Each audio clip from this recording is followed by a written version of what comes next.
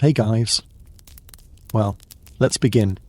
Tonight we step into candlelit corridors where portraits stare back with black eyes and baby cries echo down stone hallways. You're holding a candelabra now, maybe slightly crooked, and the wax drips hot against your wrist as you pass a line of royal cradles. Inside each one, a daughter wrapped in satin and future expectations, pale, too pale, and already carrying a dangerous secret in her blood. To be honest, you probably won't survive this. So, before the lights go out, click like and subscribe, but only if you're brave enough to return tomorrow night. And drop your location and local time in the comments. Let's see who else can't sleep. Now dim the lights, maybe turn on a fan, because silence makes this story worse, and let's ease into tonight's journey together. You're walking through Europe, old Europe. Not the charming cobblestone postcard version, but the darker one. The one where family trees grow in tight circles and whispers about delicate daughters swirl through ballrooms. In this story, you don't just visit castles, you haunt them. Because tonight is about daughters, royal daughters, born to rule maybe, but also born from a dangerously small pool of DNA. You watch a young girl in lace slippers take her first shaky step across a marble floor. She's 5, maybe 6, and already her spine curves just slightly to the left. Her governess corrects her posture, tightens her corset. They say she has her father's chin, but you notice that her upper lip doesn't quite close. There's something off. This is what happens when kings marry their nieces, when emperors wed first cousins because, purity of blood and all that. You're not supposed to mix thoroughbreds with mutts. That was the logic. But somewhere along the way, someone forgot that closed loops don't stay neat forever. They collapse. And the collapse wasn't always loud. It wasn't always fire and rebellion. Sometimes it was subtle. A twitch, a limp, a girl who couldn't keep food down, a child whose mind stopped progressing after age 7. The royal daughters bore this burden uniquely. The sons might have gotten titles, troops, and history books. But the daughters? They were the glue between kingdoms, the diplomatic dowries, the pretty pawns. And if something was wrong with them, well, better to whisper it behind fans than acknowledge it in treaties. Take a stroll back to the Habsburg Empire, the heavyweights of inbred aristocracy. You pass under a stone arch carved with double-headed eagles, and you enter a lineage so tangled it looks like a snake eating its own tail. Their daughters were known for beauty, yes, but always followed by a but. Beautiful but sickly, charming but odd, refined but strange around get. The most famous Habsburg daughters were often defined by what wasn't right. One had a jaw so large she couldn't chew properly. Portraits softened it, of course. Another had such thin bones that she fractured a rib reaching for a book. You imagine her bedroom, velvet canopy, roaring fireplace, and an elaborate pillbox filled with mercury drops. Historians still argue whether the royal obsession with blood purity was purely political or partially delusional. Was it just about power, or did they actually believe they were superior beings? You lean toward both, because belief is powerful when you repeat it enough. Even when your daughter is foaming at the mouth during her coronation. And what makes it worse is this. The girls themselves often believed it too. You walk through their diaries. One writes about fasting to keep her stomach flat and ladylike, despite already weighing less than a modern 10-year-old. Another records the moment she started losing teeth at 15, just fooling out, with no blood, like her gums gave up. You find yourself in a hallway of oil paintings. Look closer. That princess has eyes that are just slightly misaligned. That one's hand seems twisted. The painter didn't intend it, but art can't always lie. One fringe rumour, so strange historians still debate its validity, is that royal midwives were trained to spot flaws and remove babies quietly. If a daughter was born too deformed, too unpresentable, she might not make it past her first bath. No records, too funeral, just whispers about a stillbirth on a winter morning. And still, the cycle continued. Because these daughters were currency. If you were the King of Austria and your cousin ruled France, you'd marry off your daughter, your own niece, maybe, to cement alliances. even if she limped, even if she couldn't speak, even if her spine was shaped like a question mark.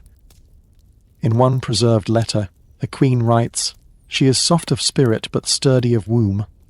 That's the best endorsement her daughter got.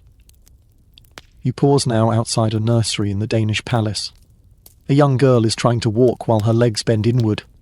The governess sighs. A brace will be ordered. A tutor will adjust the curriculum.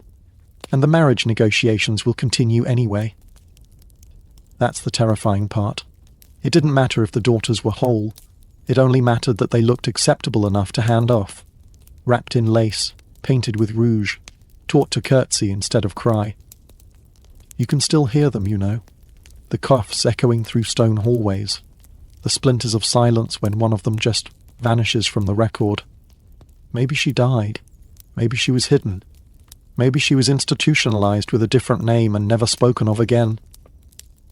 One diary entry from a lesser-known duchess's daughter reads, "I cannot write today. My thoughts run in opposite directions and I fear the walls are listening." No one followed up. No one mentioned her again. It was always the same pattern. A royal daughter is born. Pale, beautiful, delicate. And you, watching her from across centuries, already know she doesn't get a happy ending. But don't worry, we're only just beginning. You follow her, one of them, she's 13, maybe, sitting for her official portrait. She's been told to sit still for hours, her gown pulled tight across her chest. The artist glances nervously at her chin. It's too much like her father's, and her father's chin is too much like his mother's, because they all had it, the jaw. The signature Habsburg overbite, so pronounced it looks like a second nose from the side. They tried to make it look noble in paintings. Long chins, proud profiles. But you see it. You can't unsee it. And neither could they. They called it the Habsburg jaw. Prognathism, medically. A genetic condition where the lower jaw juts out too far, and because of generations of marrying close kin, nieces, cousins, sometimes even unacknowledged half-siblings, it became more than a fluke.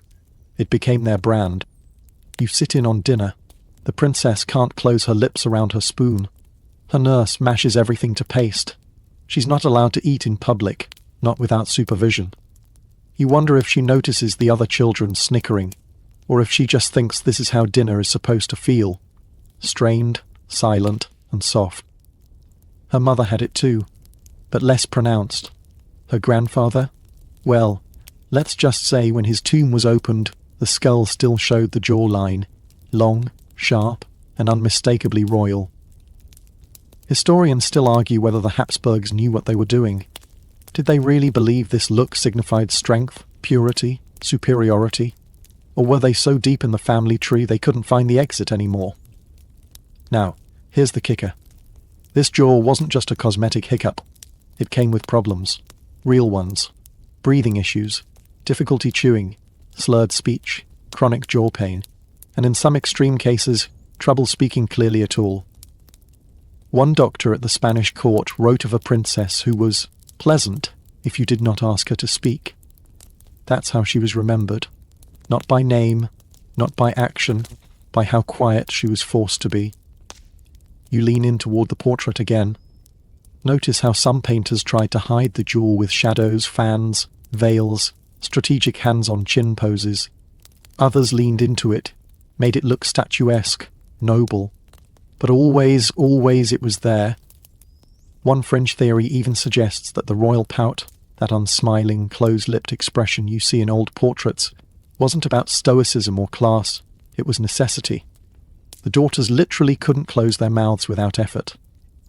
And if the jaw wasn't obvious, other signs betrayed the blood. A slightly too wide nose, eyes that looked in different directions, ears set a little too low, the symmetry of the face just off, enough that people noticed, enough that the royal courts commissioned instructions for artists on how to subtly correct portraits while keeping them realistic. But portraits lie, diaries don't. In one private letter from an Austrian princess to her tutor, she writes, "I saw my likeness and did not recognize myself. Am I that shape? Is my mouth so cruel?" The artist painted her with a soft, almond-shaped face. The real girl? A severe jaw and slanted teeth. She wore a veil for most public appearances. Not for modesty, for camouflage. And it wasn't just the jaw. You follow another daughter down a hallway in the Hofburg Palace. She walks funny, sort of a rolling gait. Her shoes are custom-made, not because she's fashionable, but because her feet twist in at the ankles. One leg is longer than the other. That's inbreeding too. Subtle bone malformations. Hip sockets that didn't quite form right. They had tailors who specialized in disguising such things. Corsets that weren't just for shape, but for structural support. Padded shoes. Layered gloves to hide malformed fingers. You imagine her walking stiffly into a ballroom, the music swelling around her, and wondering if anyone could tell how much she hurt just standing up straight. And yet she was called beautiful, because beauty was political. If a royal daughter wasn't beautiful on paper, she lost her value. A quirky tidbit buried in a Spanish dowry contract describes a princess as having the beauty of a spring statue. Historians argue whether that was a euphemism for lifelessness or a very polite way of saying she didn't move much. You're guessing both. The jaw, of course, became a symbol, the punchline of enemies, the banner of loyalists. Even today, if you Google Habsburg jaw, you'll see that profile, jutting, noble, tragic, as if the face itself was groaning under centuries of genetic repetition. There's a theory, half serious, half whispered, that the more pronounced the jaw, the shorter the daughter's life. That the body simply couldn't sustain the design.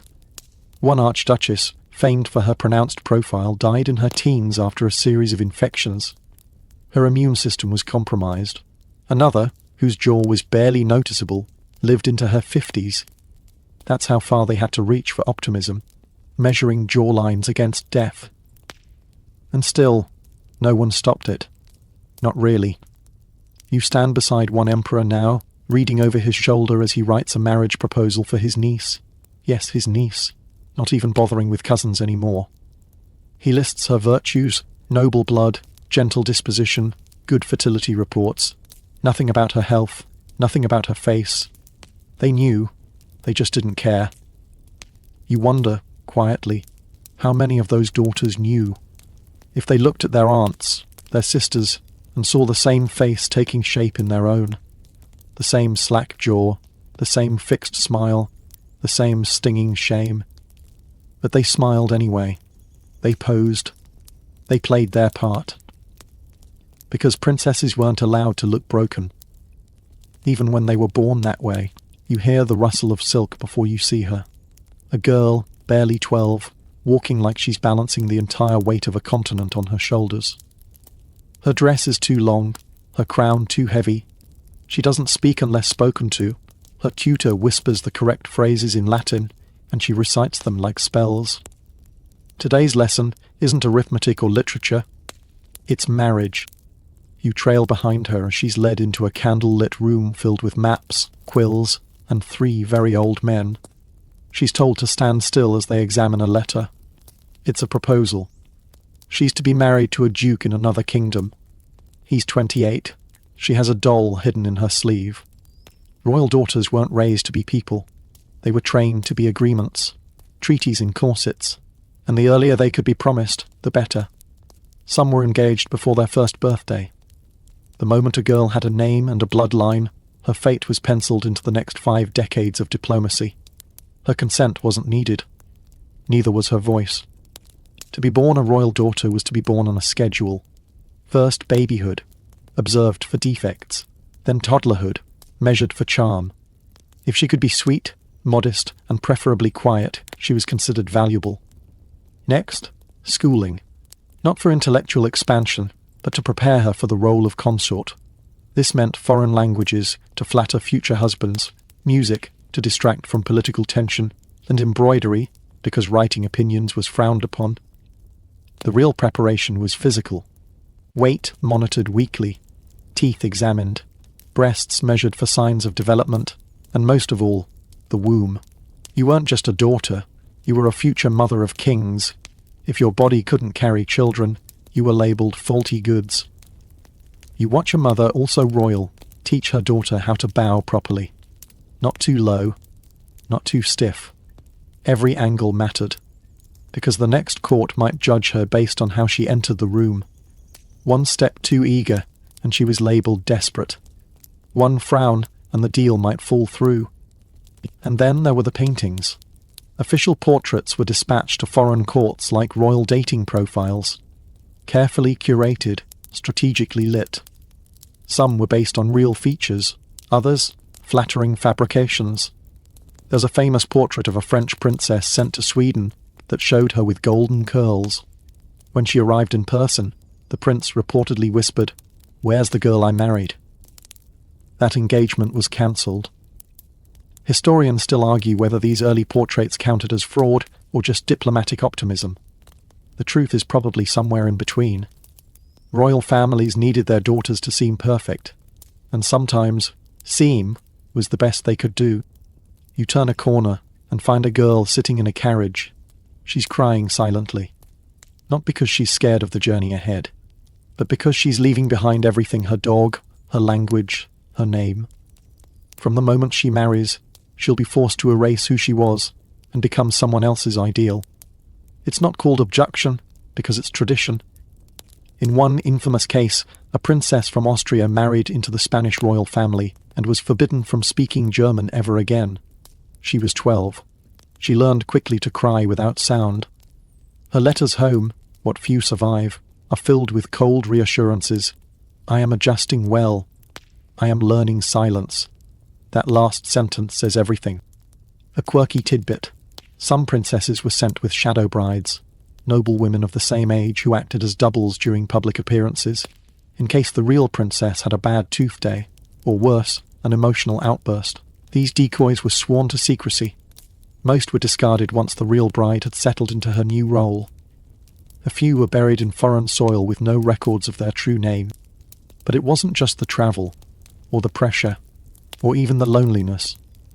It was the knowledge that the marriage itself might break them, because often they were marrying their cousins, their first cousins, sometimes uncles, which meant everything from miscarriages to madness was considered a risk they were expected to bear.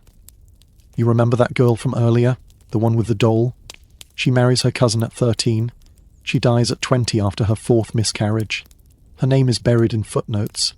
The treaty she helped sign outlasts her by 3 generations. A famous case, Maria Theresia of Austria once wrote that her daughters were the empire's most precious investments. She sent 11 of them into strategic marriages. Only 5 survived into old age. 1 went mad, 2 were widowed before 20. 1 simply vanished from letters altogether. But the crown never stopped, because alliances mattered more than daughters. And if a daughter failed to produce sons, she was blamed, quietly, politely, but absolutely blamed.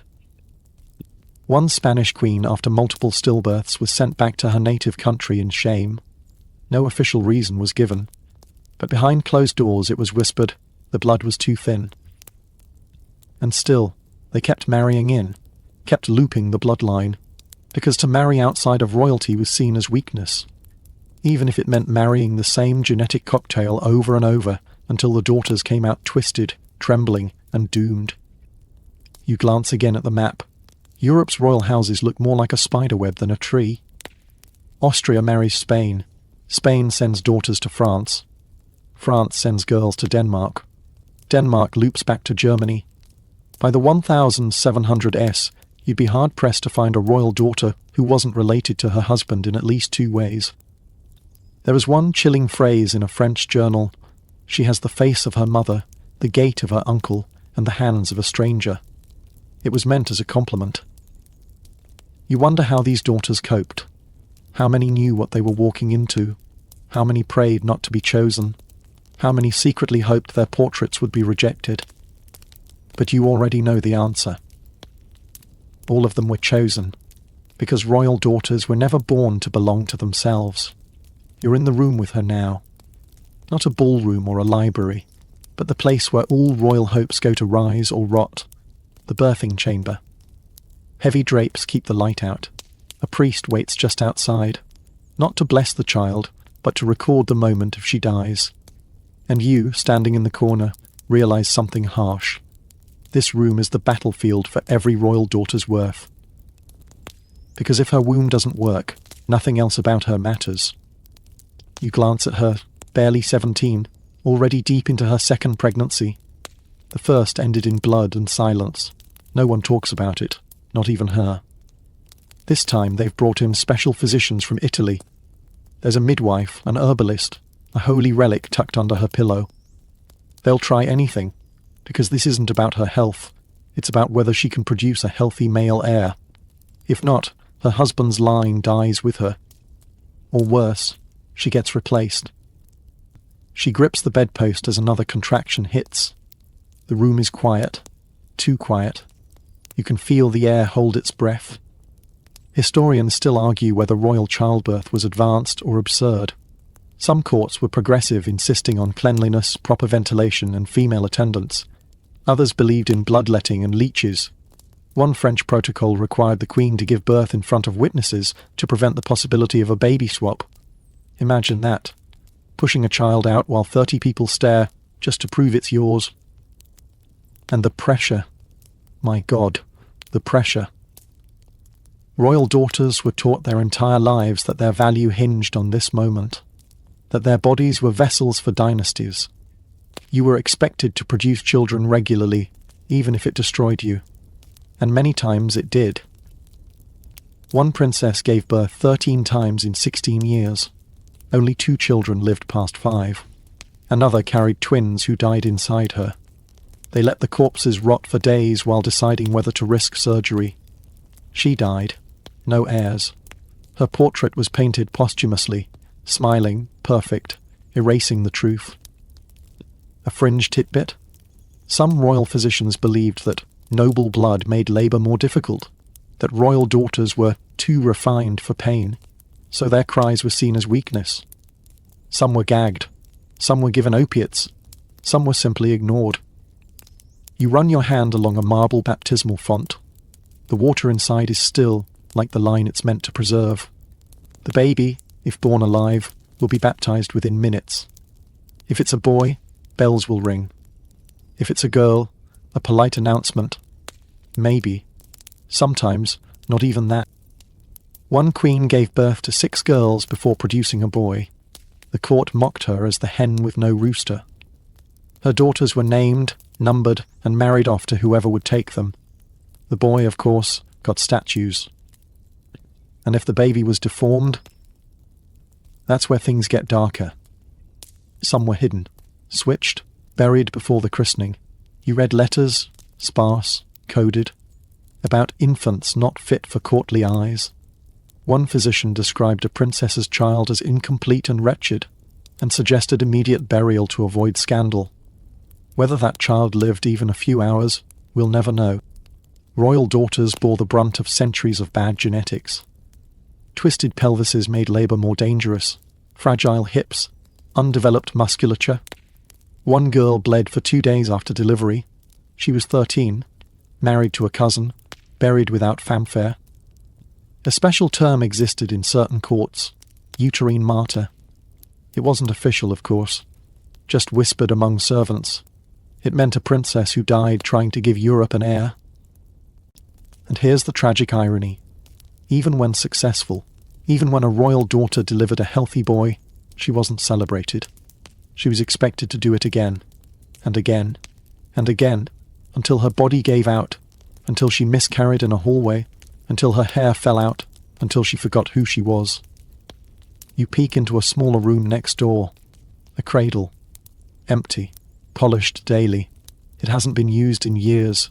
The daughter who should have filled it died in childbirth. The child lived 2 days. A nurse changes the sheets weekly, just in case. Some princesses tried to control their fate. Fasting, prayer, herbal remedies. One infamous case in Spain involved a princess who wore a belt lined with wolf fur and copper wire, meant to align the womb. It didn't help. She died during her 3rd labour. Her husband remarried her cousin within a year. You start to notice patterns. Daughters sent to distant courts often died younger, isolated, overbred, underfed. If they complained of pain, they were ignored. If they spoke of fear, they were mocked. One Austrian princess wrote, "My body betrays me, my soul has already gone." She was 19. Even survivors paid a cost. Long-term effects of repeated childbirth wrecked many royal daughters. Pelvic organ prolapse, incontinence, infections, depression. They weren't allowed to rest, not really. The next pregnancy was always looming, and if their last child wasn't a son, the pressure doubled. Sometimes they snapped. One queen locked herself in her chambers for a year after losing a newborn. When she emerged, she could barely speak. They called it a melancholic disorder. Today we'd call it postpartum psychosis. But back then, she was just labelled hysterical. There were no choices, no options, just duty and despair. And when these women died, whether from fever, infection, or exhaustion, they were buried with honour. Statues, prayers, bells, but never the truth. No one ever said she died because her family line demanded it. But you know now, and as you step out of the birthing room, you carry it with you. The silence, the blood, the weight of all those daughters whose bodies were kingdoms, and whose pain never made the history books. You stand beneath black velvet drapes, watching a coffin lower slowly into the earth. Rain taps softly on the stone, the only real sound in a crowd too polite to cry. 3 royal families are represented here, all tied by blood, marriage, and misfortune. The girl inside the coffin was 17. You met her once, remember? She wore a pearl-trimmed gown and smiled with her lips closed. She's gone now.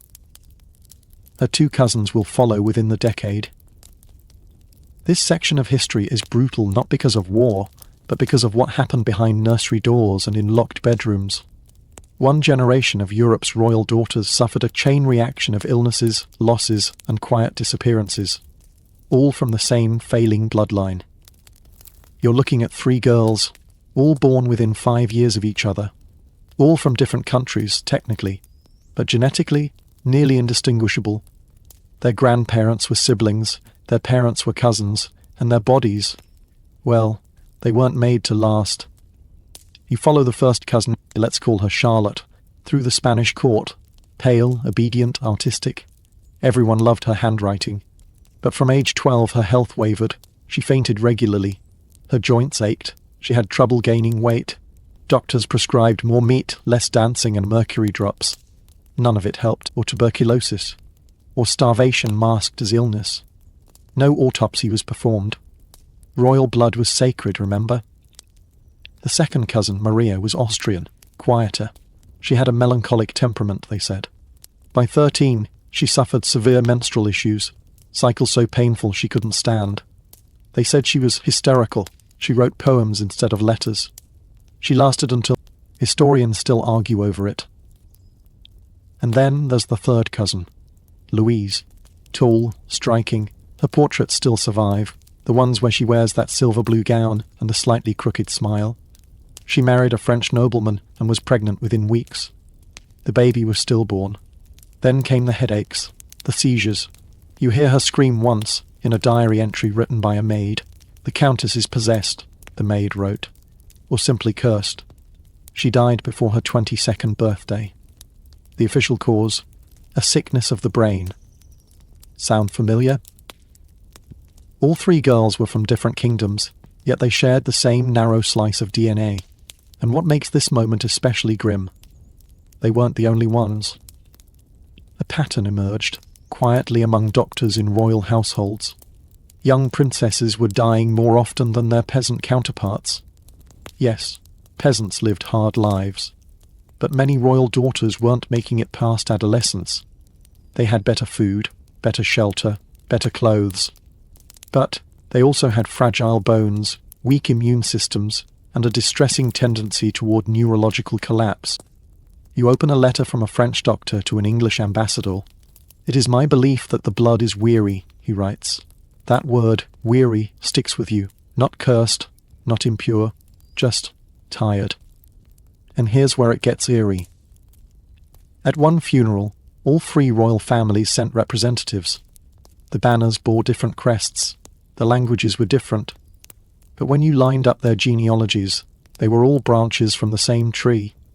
A tree that had been chopped and regrafted so many times it barely remembered its roots. One scholar called it the generation of slow dying. That's not poetic, it's painfully accurate. These daughters weren't dying in battle. They weren't assassinated. They were simply fading, their bodies breaking down under the strain of centuries of genetic repetition. A quirky note buried in a Vatican medical report. One princess was found to have soft bones that bent upon walking. Today, we'd call that osteomalacia, likely caused by a vitamin D deficiency, but also potentially worsened by hereditary disorders like Ehlers-Danlos or Marfan syndrome, which, fun fact, became more severe with inbreeding. Royals didn't sunbathe, they didn't eat fresh vegetables year-round, and their bloodlines were tight as locked doors. One diary entry, unsigned, says, "My cousin died last week, the same way my sister did. We are all, it seems, dying inside out." And still, no one stopped it. The bloodline must go on. You visit the burial chapel.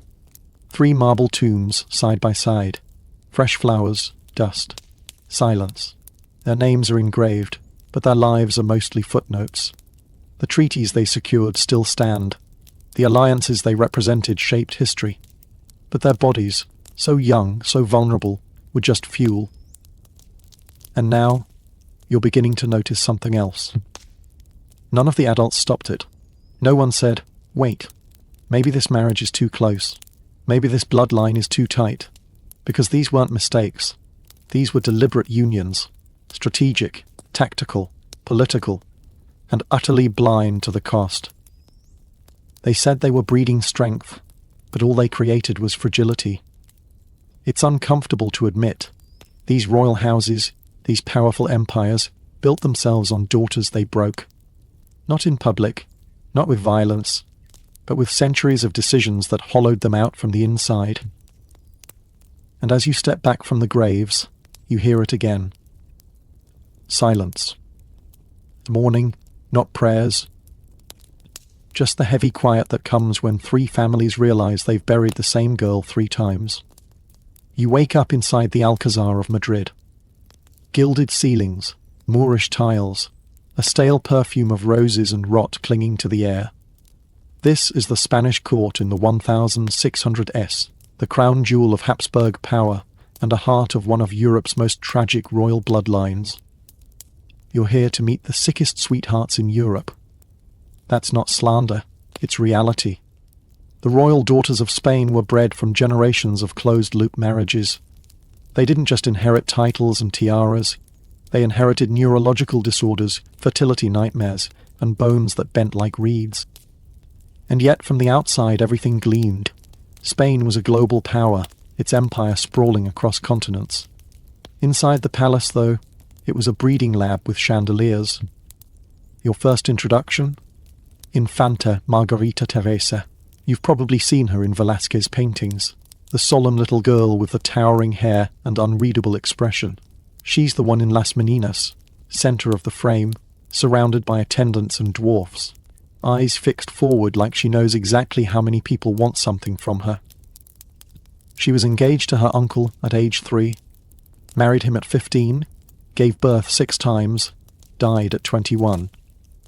Historians still argue whether Margarita's early death was due to exhaustion, infection, or genetic collapse. Honestly, probably all 3. By the time she was born, her father had a higher inbreeding coefficient than the offspring of a sibling marriage.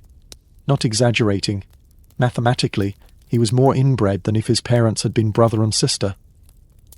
And guess what? Her mother was also her aunt. You sit beside Margarita's cradle.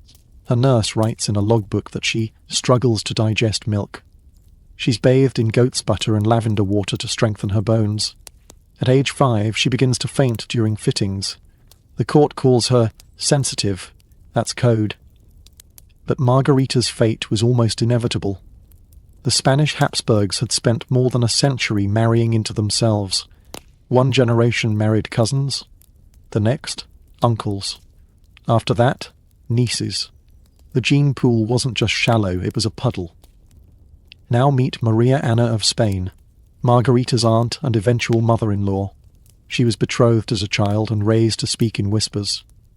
Always watching, always aware. She married her own nephew, the Holy Roman Emperor Ferdinand III. Their daughter, Maria Theresa. Yes, that Maria Theresa, the one who married Louis XIV of France. And guess what? Her son died of smallpox, her grandson went mad, and her descendants kept repeating the cycle. The quirky part? Spanish royals were obsessed with documenting their purity. They kept meticulous family records, as if paperwork could save them from nature. Some of these charts survive, and they read like puzzles no sane person would attempt to solve. One woman appears 6 times in her own great-granddaughter's ancestry. In this world, the more royal blood you had, the more fragile you became. You see it in their hands, delicate, almost translucent. You see it in their bones. X-rays taken centuries later show curved spines, fused hips, elongated skulls. And then, the crown jewel of disaster, Charles II of Spain. Not a daughter, no, but the final product of all these unions. He couldn't speak clearly until age 4, couldn't walk until 8. His lower jaw jutted so far forward he couldn't chew. His spine was warped. He suffered constant diarrhea, frequent seizures, and was described by one ambassador as having the body of a 70-year-old and the mind of a child. His sisters? Few lived, fewer thrived. The ones who made it to marriage were often traded off to other sickly courts, continuing the cycle. One Spanish infanta was sent to Naples and died of fever within months. Another arrived in Vienna and collapsed on her wedding night. Here's a wild fringe titbit. Charles II was believed to be cursed. Royal astrologers claimed a spell had been cast on his bloodline. The truth was simpler. It was chromosomes. And yet, they still kept going. Still paired daughters with their uncles. Still forced young girls to carry the weight of alliances made generations before they were born. You pause beside a collection of preserved letters. One, from a young Spanish princess to her sister, reads, "I am not as strong as our mother says. I fear my bones will betray me." She died a year later, miscarriage, followed by fever, buried without fanfare. You begin to notice how much of the Spanish royal daughter's life was built on silence. The court was obsessed with etiquette, with grace, with resignation to God's will. If you complained, you were called impious. If you suffered in silence, you were considered noble. One physician's journal notes that the infanta he served never once cried aloud in pain, even during her last hours. He meant it as praise. You hear it as a warning. And yet, the daughters smiled, or tried to. They posed, they married, they gave birth, they died. The Spanish court eventually collapsed, not in battle, but in blood. When Charles II died, childless in 1700, the dynasty ended. There were simply no healthy heirs left to keep the line going. Europe went to war over the empty throne, but inside the Alcazar, just ghosts, daughters, and the echo of all that silence. You walk out past a painting. It's of a girl with silver blonde curls and wide eyes. Her name was Maria Antonia. She married a cousin, died of tuberculosis at age 20. She looks so alive in the frame, but her story ends the same as all the others. You close the palace door behind you. It creaks. The silence is deafening. She's dancing, sort of. You watch her twirl once, then pause, lips twitching, eyes flickering left like she's listening to something you can't hear. Her name is Maria Josefa, and this is her engagement ball. She's 15, dressed in pearl satin. You can see her corset digging into her ribs. A general in the crowd whispers, "She'll be a fine queen." His wife nods, but you notice the way her fingers tighten around her fan. Because they know what you're about to see. The twitch comes first. Her shoulder jerks upward like she's shrugging off a ghost. Then her hands stiffen. A second later she seizes, hard, collapses onto the floor mid-curtsy. A gasp ripples through the ballroom like wind through tall grass. The music stumbles, then dies. You're standing over her now. Her eyes are rolled back, her jaw clenched so tightly it could snap. No one moves. No one helps. It takes 20 full seconds before anyone rushes to her side. She wakes later, dazed, asks what happened. They lie to her. "You were tired," someone says. "It was the heat." She nods, confused, believes it. Maybe. But you know better. So do they. That was epilepsy. And this is the start of the end. Maria Josefa is one of many royal daughters with nervous issues, but unlike others who were simply labelled melancholic, hysterical, or moody, hers is visible, physical. She shakes, she collapses, she bleeds from the nose sometimes, and in a court obsessed with appearances, she becomes a liability. Doctors suggest treatments: bleeding, starvation, poppy tinctures. One even tries to realign her humours with a year of bloodletting and boiled lettuce water. Nothing works. You read a letter from her father. "She remains my lovely burden. We pray for calm." That's code for she's ruining the plan. See, Maria Josefa was meant to marry a prince from the Bavarian court. The alliance was delicate, political tensions high, her dowry massive, but after 2 more seizures in public, the marriage is called off. Quietly, no scandal, just a change in political direction. Behind closed doors, however, the prince's family says it plainly: "We won't marry into madness." And that's the real fear. Royal courts could tolerate deformity, they could tolerate infertility, to a point. But madness?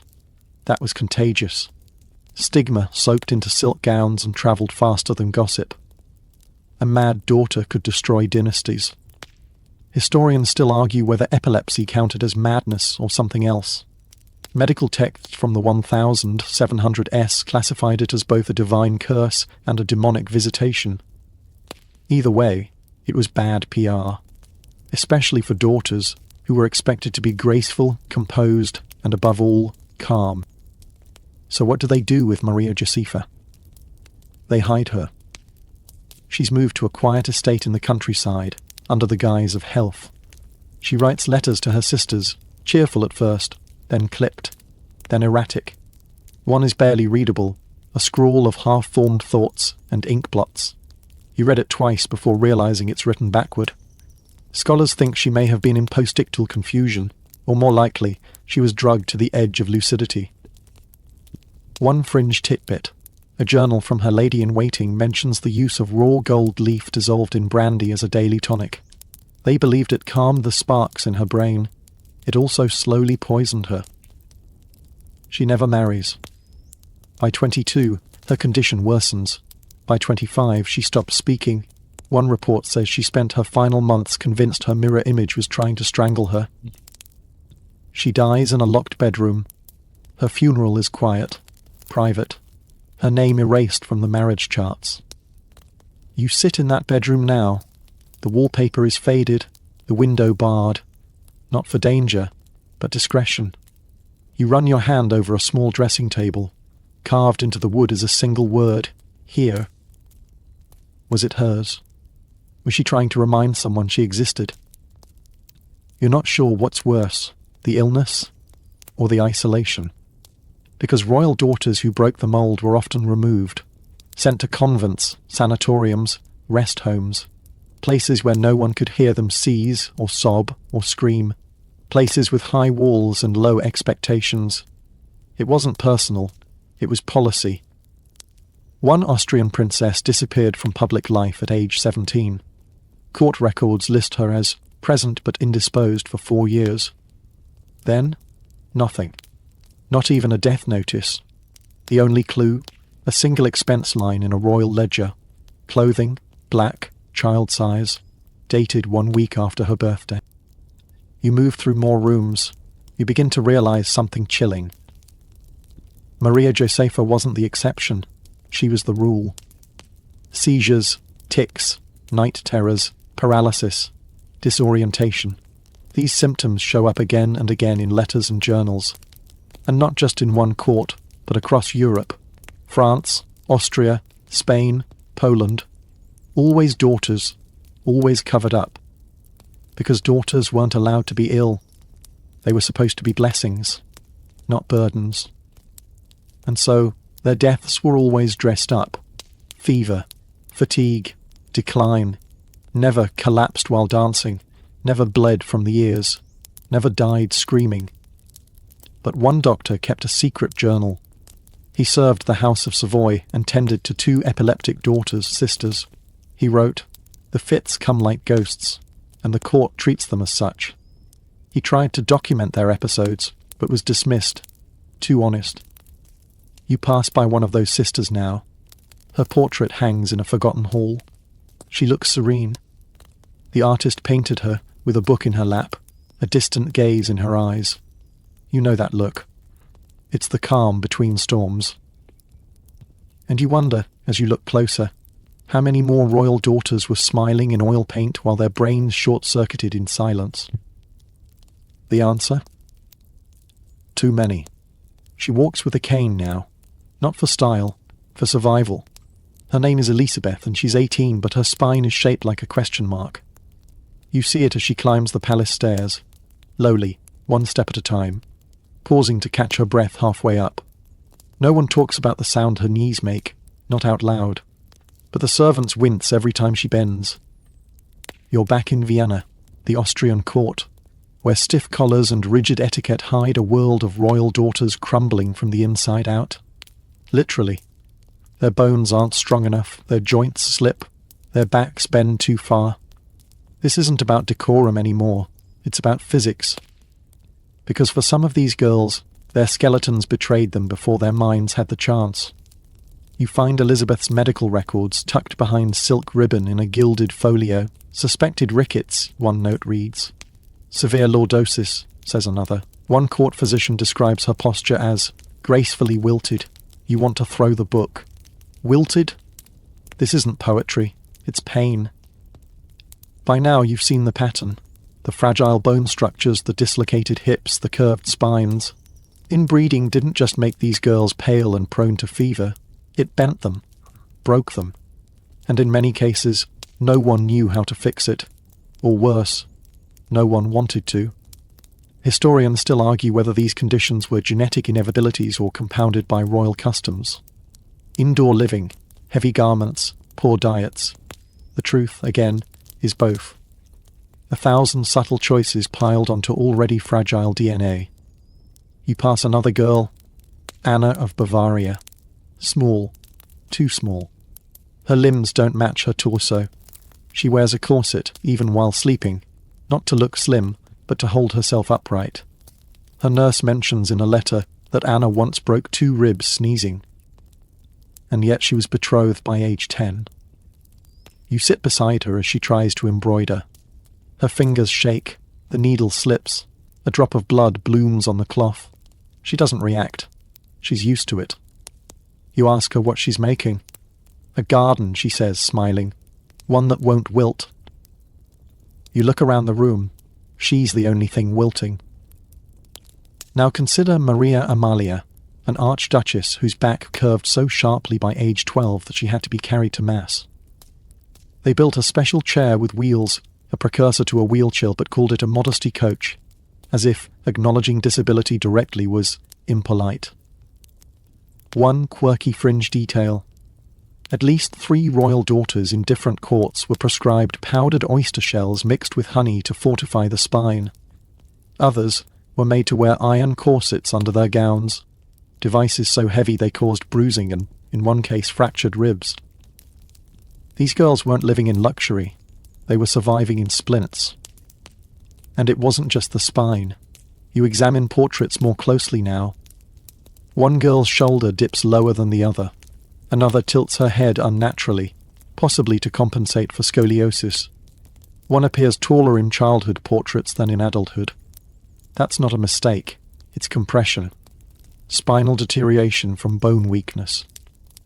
The Austrian court, in particular, became a quiet centre for this pain. Many daughters were never seen in public past the age of 15. Official reasons varied: private devotion, indisposition. But in truth, their bodies just couldn't keep up with court life. And those who did attend ceremonies often fainted. One princess collapsed during Easter Mass and had to be revived with vinegar and prayer. Another had a habit of dislocating her shoulder during curtsies. They wrote it off as dainty nerves. You step into a bedroom now. It smells of lavender oil and damp plaster. A brace hangs from the bedpost, wooden, padded with velvet. On the wall, an oil portrait shows the same girl, standing perfectly straight. No brace, no cane. The lie captured forever in paint. That was the thing about royal daughters. They had to appear whole, even when they weren't. You run your hand across a journal, brittle with age. A single line is underlined in red. I walk now as mother did, bent but smiling. The mother, also inbred, also bent, also painted standing tall. And here's the twist. Many of these daughters lived in palaces with sweeping marble staircases and no railings, designed for drama, for grandeur, not for bodies breaking under their own weight. They fell, often. And when they did, the blame went to the shoes, the maids, the gust of wind, never the bones. You find one physician's report, unusually blunt. Her tibia is bowed, her femurs weak, spine compressing rapidly. She cannot be made to stand for more than 5 minutes. That daughter was scheduled to marry a Saxon prince the following spring. The wedding never happened. She died that winter of fatigue. That was the term they used, fatigue. It covered everything: starvation, deformity, untreated infection, collapsed lungs. It sounded polite. It wasn't. You sit by a window now, watching another girl walk the gardens. She limps, badly, but she doesn't stop. She's practicing, training her body to move in time for the next portrait, the next reception, the next dance. She knows the rules. Daughters must appear strong, even when their bones say otherwise. And as she passes, you notice the brace beneath her gown. It shines slightly in the sunlight, a flash of polished iron under silk. That's the legacy. Not crowns or castles. Braces, canes, quiet groans beneath powdered wigs, all hidden under lace. She's humming, soft, tuneless, like a music box with a broken spring. Her window faces a courtyard no one uses anymore. Overgrown roses, a cracked fountain, 2 pigeons nesting in a headless cherub. She doesn't see you watching. She just hums, rocking gently, over and over. This is the room where royal minds went to unravel. And she's not the first daughter to end up here. Welcome to the velvet cage. Not a dungeon, not a convent. Worse, the rest suite. A wing of the palace so politely isolated it may as well be exile. Royal daughters who started behaving strangely were often given rooms like this. High ceilings, heavy curtains, polished floors. Silence dressed as comfort. This girl, Isabella, is 17. She was vibrant once, sharp, funny, obsessed with Greek poetry. But last winter, her letters started changing. Paragraphs unfinished, phrases repeated. I hear breath behind the walls, she wrote once. Then, my food is being watched. At first, the court brushed it off as nerves. When she screamed at her own reflection, they moved her here. She's not alone in this fate. Across Europe, royal daughters were slipping into madness, or what their courts called madness. Today, we'd use words like schizophrenia, bipolar disorder, psychotic depression. But back then, they called it weak nerves, or worse, demonic interference. And while royal sons with madness might be managed, daughters were quietly erased. One Spanish princess stopped speaking at 15, refused food, eventually communicated only through drawings. She was moved to a convent, where she lived out her days painting red spirals on the chapel walls. Another in Saxony began believing her hands were on fire. She begged attendants to cut them off. They sedated her with laudanum and prayers. When that failed, they tied her to the bed. Historians still argue whether this epidemic of mental illness was due to trauma, genetics, or the sheer pressure of royal life. Probably all three. Imagine growing up knowing your body is a bargaining chip, and your smile is a political weapon. Then add hereditary instability from centuries of cousin marriages, stir, wait. There's a fringe theory buried in a Prussian physician's notes. He believed a particular melancholy gene had passed through several royal houses, especially among daughters. He mapped it across 4 generations: early weeping, night terrors, sudden shrieks, and was promptly dismissed as superstitious. But his diagram, almost scarily accurate. Back to Isabella. Her condition worsens. You read the notes from her ladies-in-waiting, talks to chairs, laughs during thunder, believes her hair speaks Italian.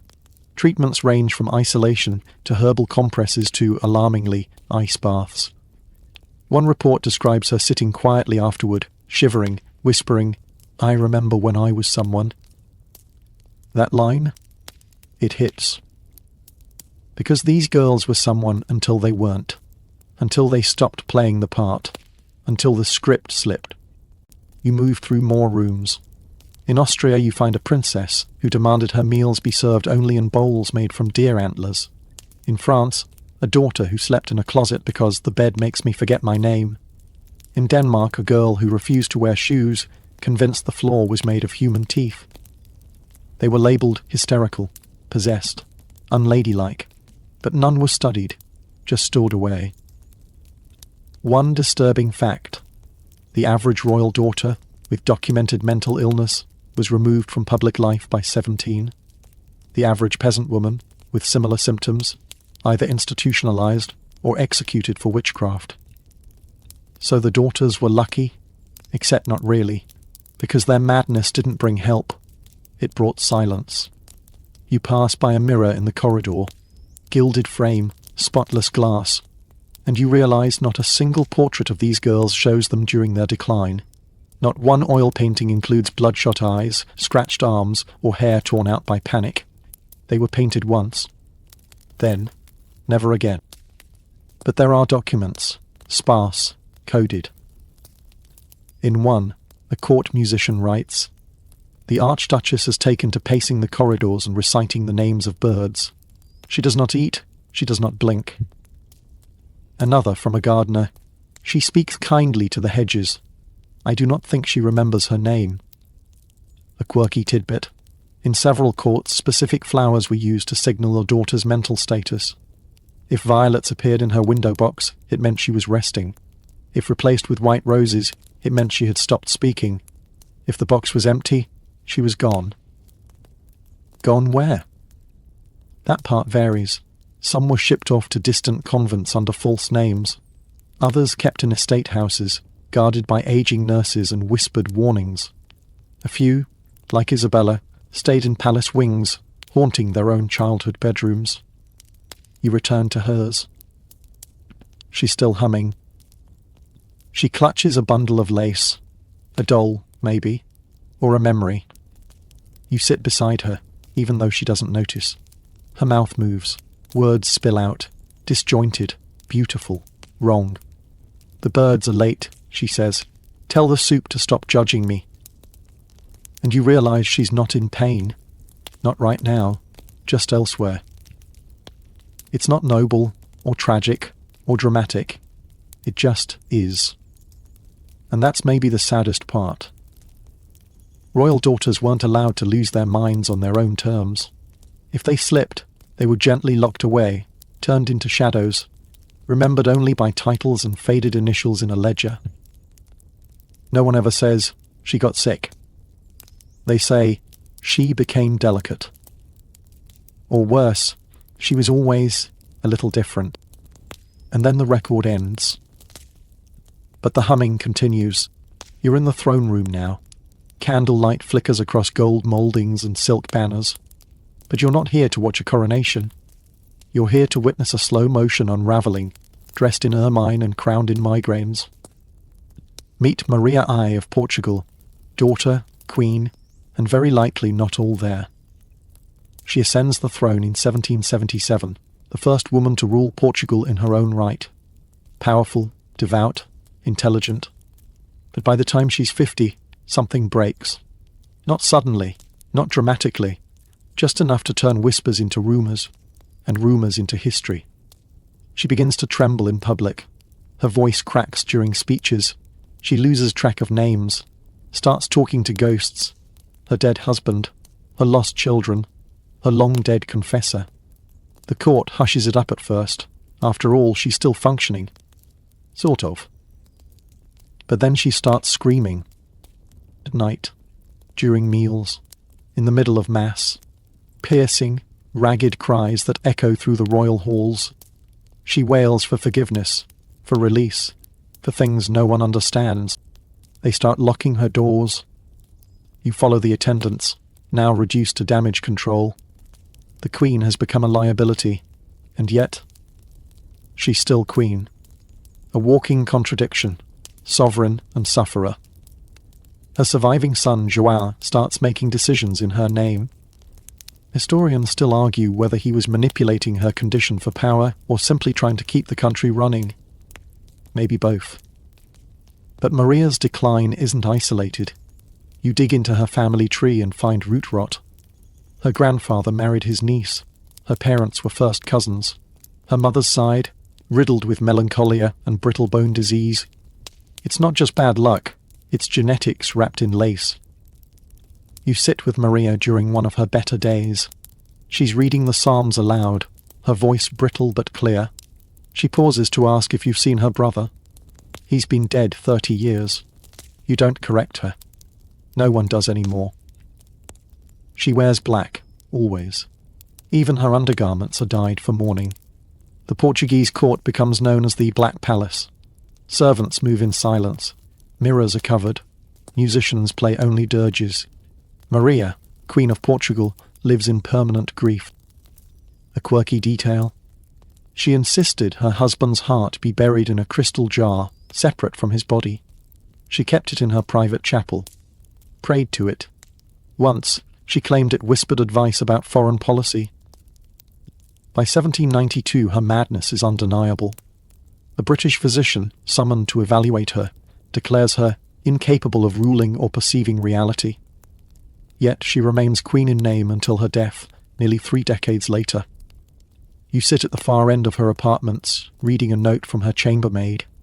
She sings hymns backward now, sometimes in Latin, sometimes not. The girl underlines the word not. Other entries describe wild mood swings, paranoia, manic laughter. Maria accuses her own reflection of treason. One afternoon, she orders a servant arrested for breathing too loudly. This isn't just depression, it's a descent. And again, the palace adapts. Ministers operate around her. Meals are delivered on tiptoe.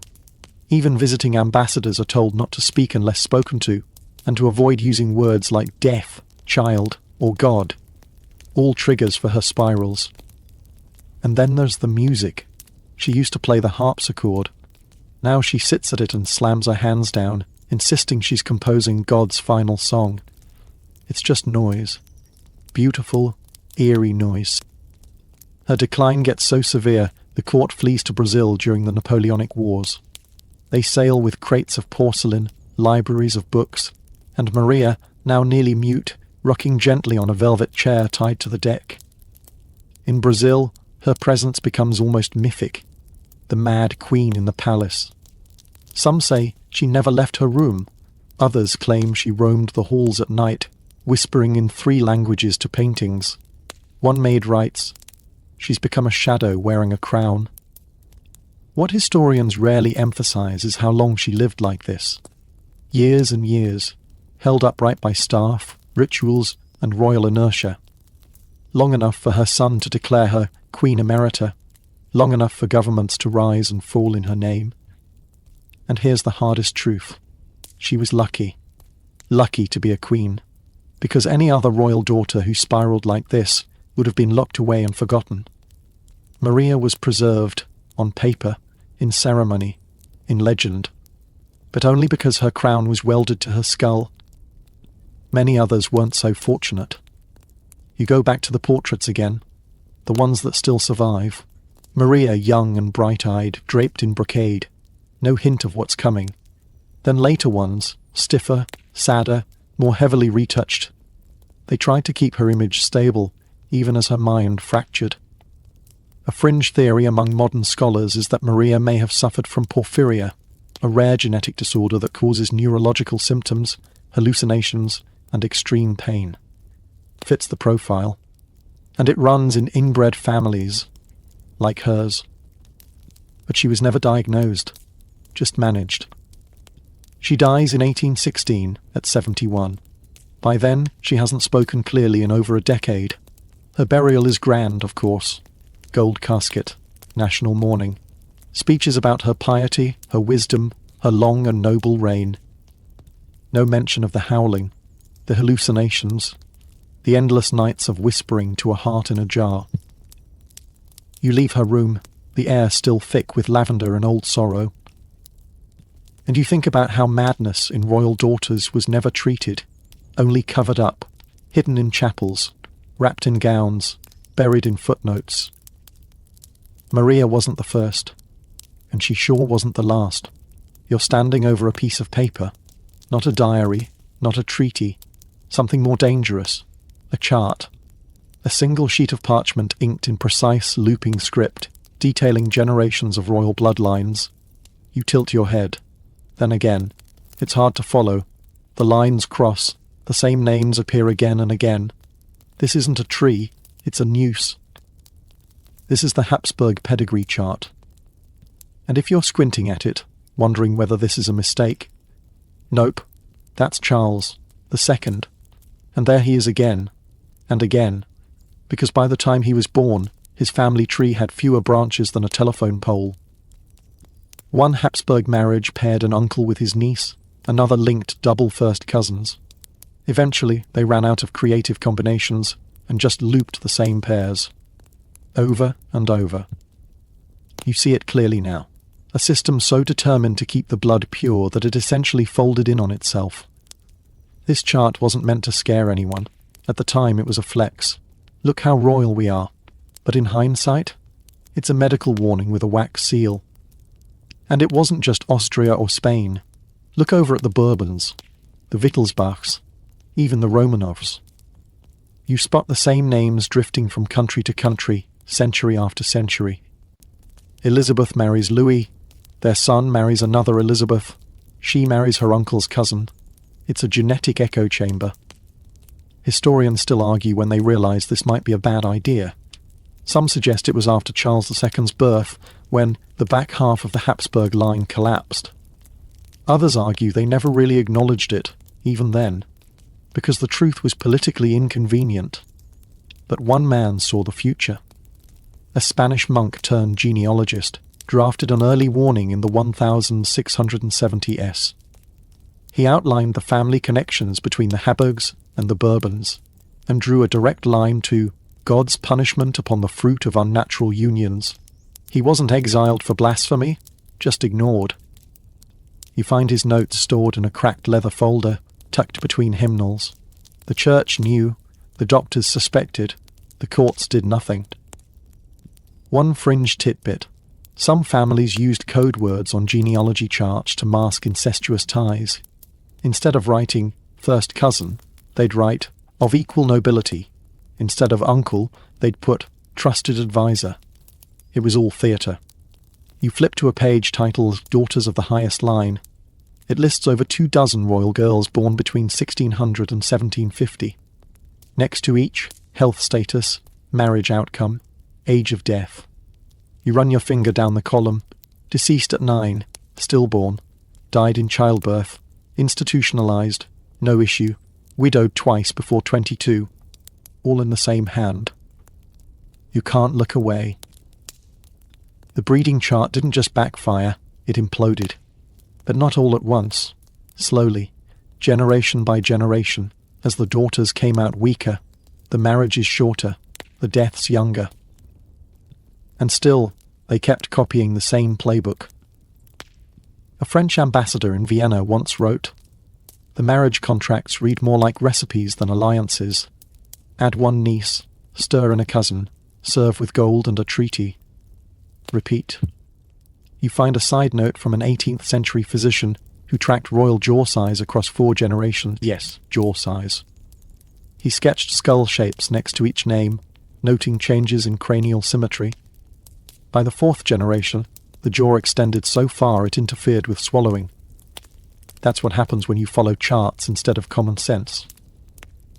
And yet, the faith in these charts never wavered, because they weren't just about marriage, they were about control, power, identity. These daughters weren't people, they were coordinates on a grid of blood and diplomacy. But sometimes the girls themselves rebelled, quietly, subtly.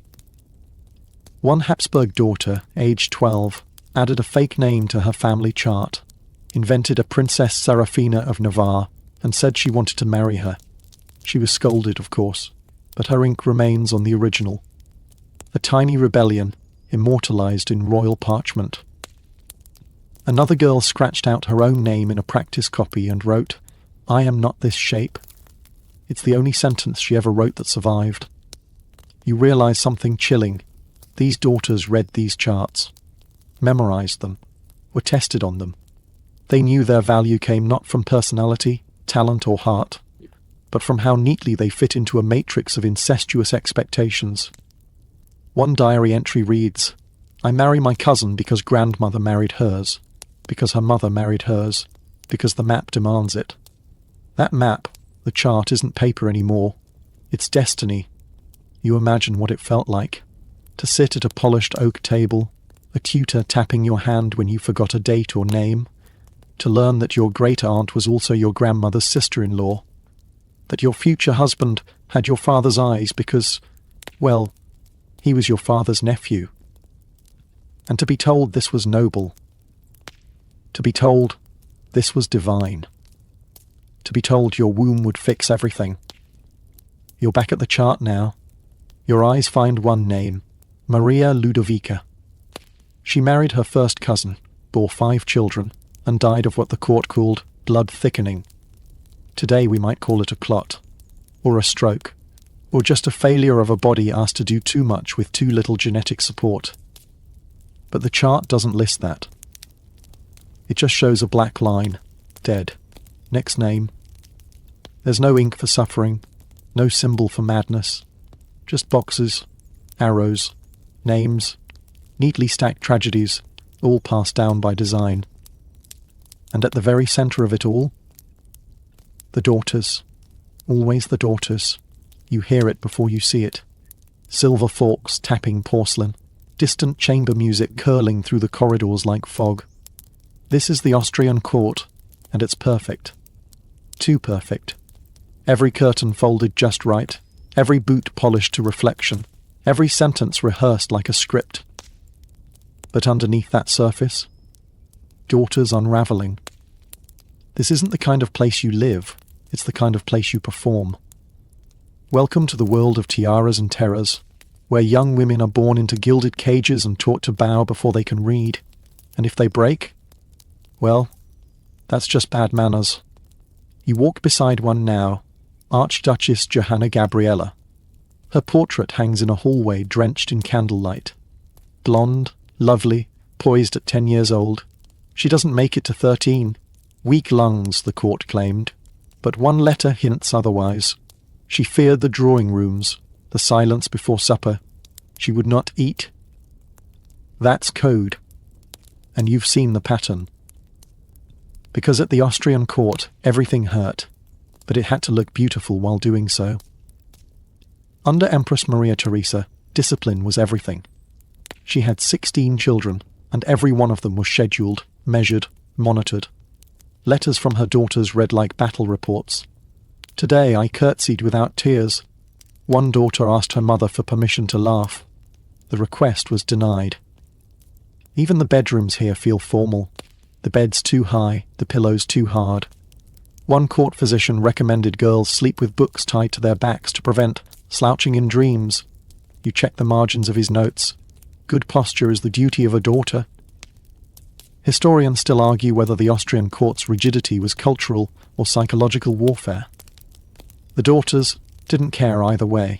They were drowning in etiquette manuals and powdered sugar smiles. You step into a music room. 3 daughters are practicing harpsichord.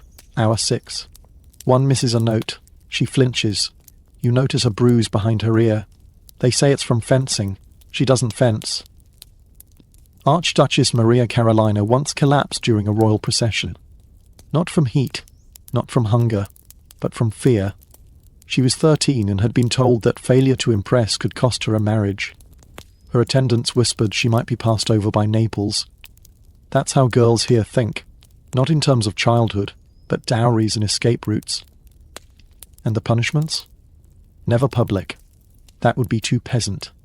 Instead, silence. Meals served late, portrait sittings cancelled.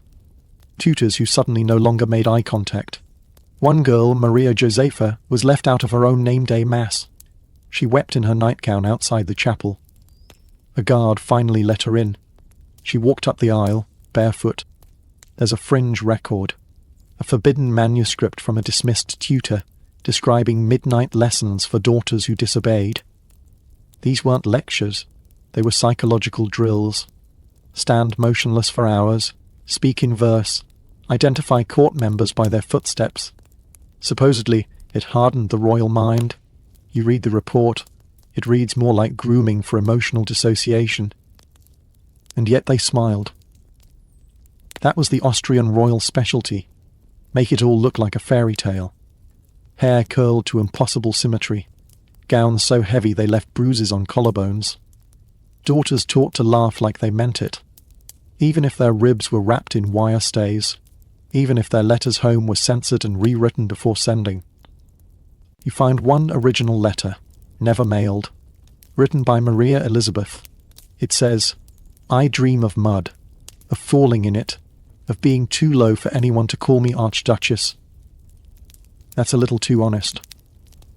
The letter never made it to her mother. One quirky tidbit. The Empress kept a performance chart for her daughters.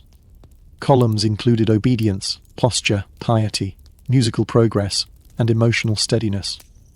Red marks meant failure, green meant success, blank spaces, you don't want to know. One daughter's column was entirely blank after her 16th birthday. She was sent to a convent that fall. You walk through that convent now. It's quiet, orderly. The girls pray in perfect Latin, but they're not here by calling.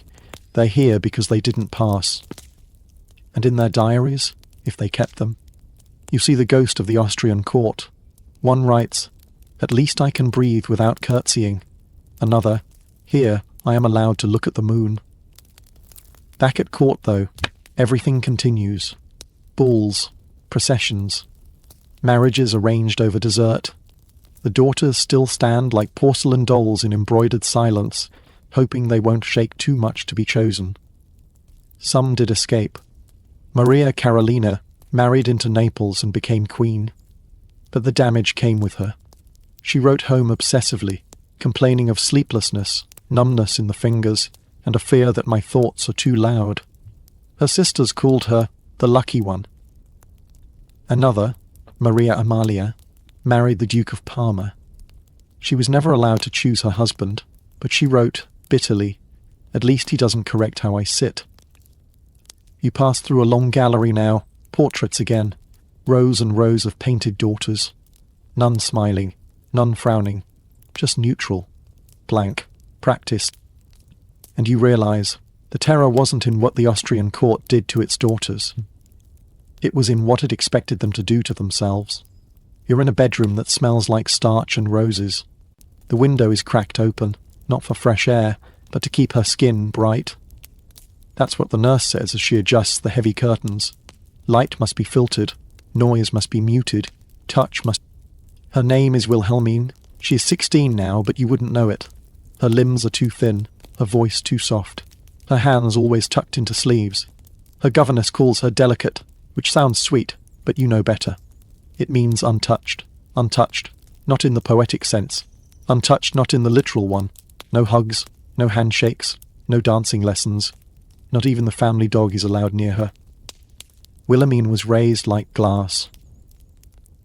Because she wasn't supposed to break. From birth, her caretakers worried she was undeveloped. She cried too quietly, slept too much. Her bones didn't harden on time.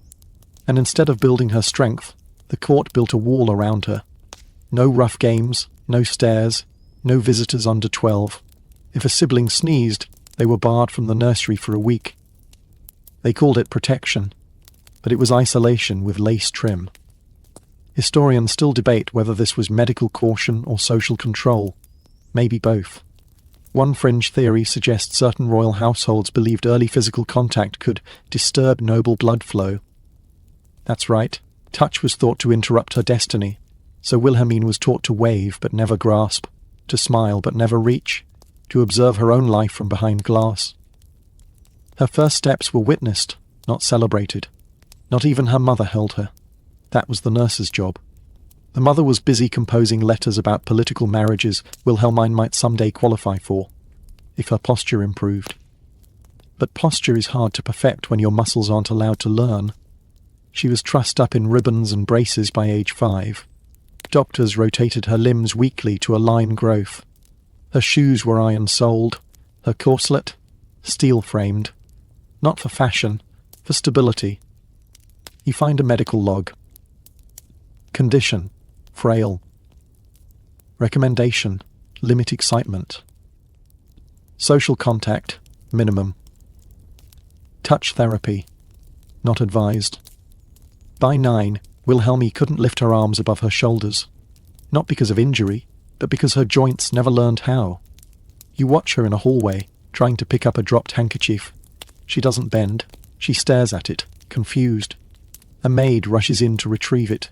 The girl mouths, "Thank you," but doesn't speak. Her voice hasn't been exercised much, and she's still supposed to marry. That's the cruelest part.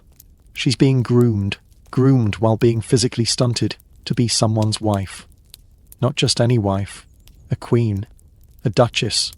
A bargaining chip wrapped in lavender. You flip through her suitors. All distant cousins, of course. One duke declines. Another delays. A third sends a request for more portraits. A full-length view to assess stature. The letter is polite. The message, brutal. Wilhelmine writes a note that evening. It's short. "Perhaps I am not for this world." She tucks it into a book of parables. You're the first to read it. A courtier suggests she be sent to a spa town. The waters may awaken the muscles, he writes. She's bathed twice a day in sulphur and salt. She screams the first time. They don't stop. They just muffle the room better. A quirky side note. Some physicians believed that untouched daughters could be cured through sensory recalibration. Translation: they'd blindfold the girl and have strangers touch her hands with feathers, pins, brushes. Blind, silent, controlled, to remind the body it exists. Wilhelmine endured this for 6 weeks. She began grinding her teeth in her sleep. At 15, she attends her first formal dinner. She's wheeled in on a chair disguised as a fashionable mobility seat. Everyone claps gently. She nods. Her spine trembles under its brace. Her fingers twitch. She eats 2 spoonfuls of soup, then whispers that her jaw hurts. The next day, she's excused from further public meals, for reasons of modesty. You visit her room that evening. She's sitting perfectly still, back pressed into a velvet cushion, watching the candle flicker. She turns her head slowly and asks, "Was I very strange?" You don't answer. You don't have to. She already knows. By 17, she's declared unsuitable for dynastic purpose. Her name is withdrawn from marriage rosters. The court sends out an alternate daughter, one with stronger wrists. Wilhelmine is reassigned to a religious household for reflection and writing. She doesn't argue. She writes a lot there, short verses, observations, lists of things she's never done, one reads. Held a hand. Danced to music. Ran. Fell. Hugged someone and wasn't pulled away. No one ever sees these notes, except you. She dies quietly at 24. Natural causes, the doctor says. But her heart was perfectly healthy. It was her world that was unnatural. The court hosts a modest memorial. Her mother does not attend. A cousin recites a eulogy. She was grace made flesh. You want to shout. She was never allowed to be flesh at all. Her portrait remains in the gallery, straight-backed, pale, with impossibly smooth hands. The artist had to invent the posture. She never stood that way, never could. And when visitors pass by and say, "What a lovely girl," you know the truth. She was lovely. But she never got to live. She's small. Not dainty or delicate, small. Her shoes are custom-made by the court cobbler, barely 5 inches long. Her gloves look like they belong to a doll, and when she walks, people stare, not because she's a princess, but because she barely clears the back of a chair. You've met her kind before, but not quite like this.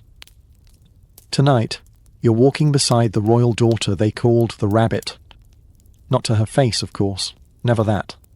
At court, she was addressed with proper titles. Her Serene Highness, Madame la Princesse, Lady So-and-so of some important place.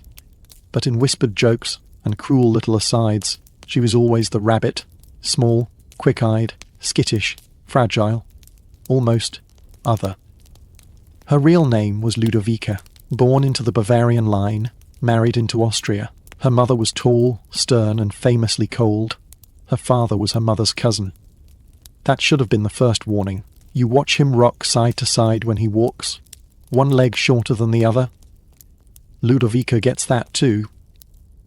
At birth, she weighed barely 2 pounds, a premature delivery in a snowed-in castle. The midwife wrapped her in sheep wool and sugar water, said she wouldn't survive the night. She did, but barely, and the palace never let her forget it. Her bones didn't grow fast enough. Her teeth came in late and crooked. Her immune system flinched at everything: sunlight, dust, cold baths. By age 4, she had already been declared unsuitable for rigorous education. That's code for, we don't expect much. Historians still argue what condition Ludovica had. Some suggest primordial dwarfism, others suspect a rare inborn endocrine disorder, and some say it was just the product of relentless inbreeding. Whatever it was, her height stopped progressing at age 10. She stood under 4 feet tall for the rest of her life. And still, she was married off. You're at the engagement ceremony now. She wears layers of tulle to enhance her presence.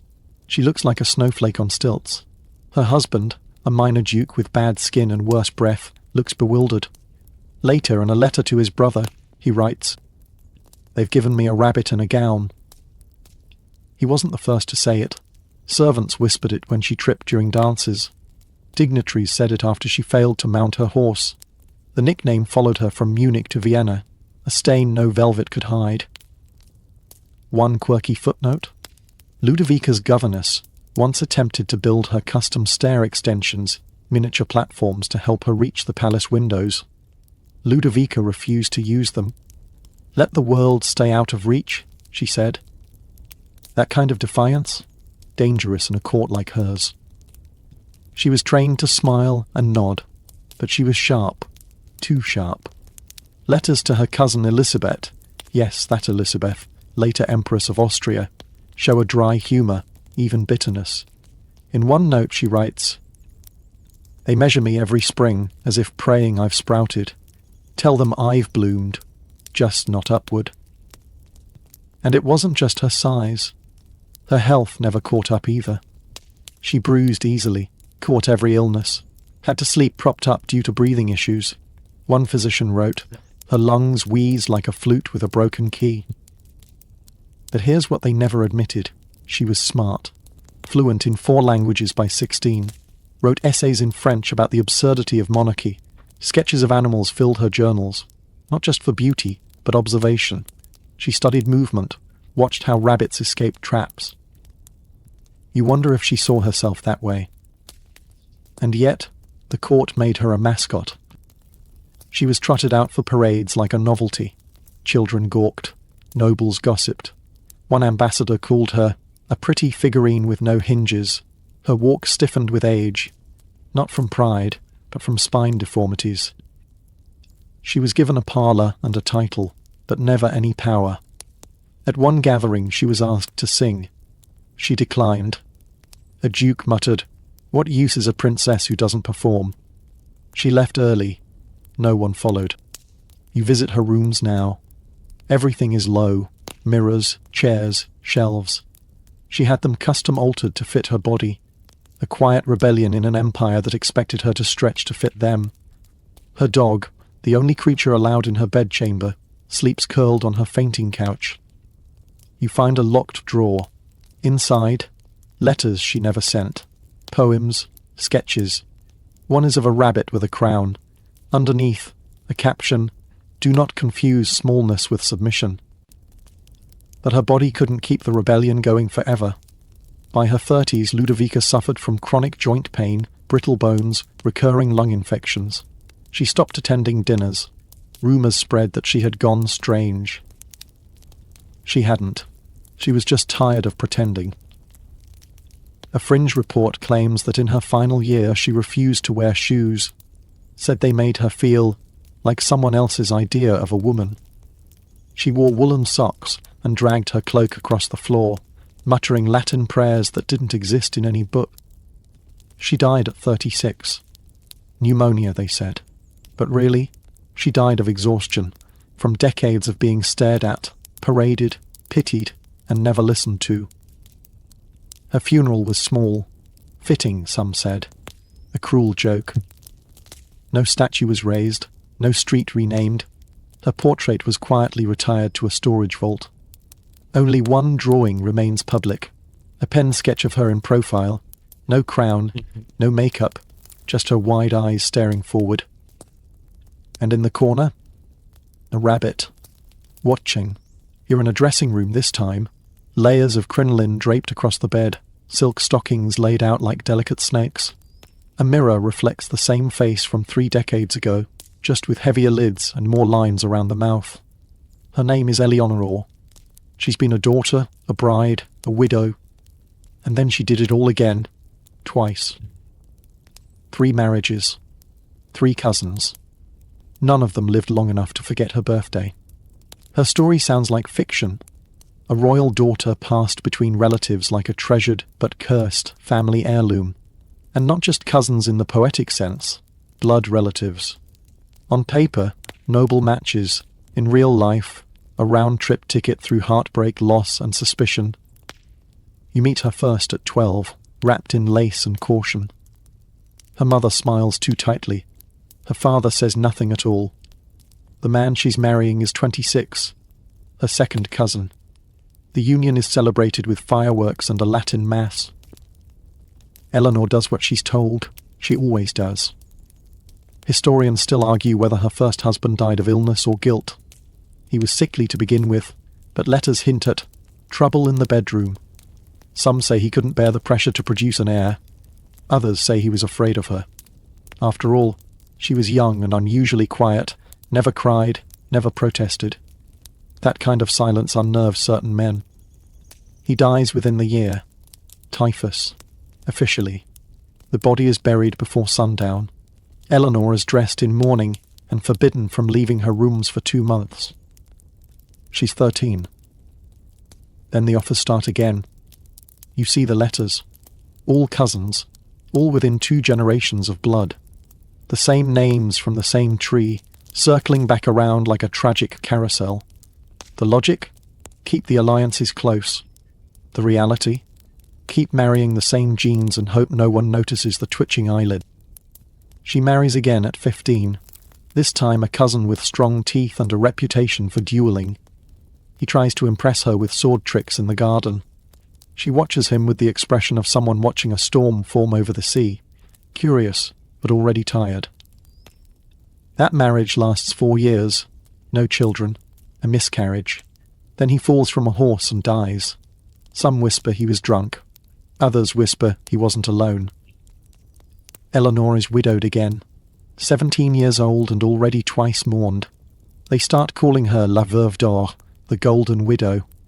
Not to her face, but enough that she hears it through the walls. And still, they aren't done with her.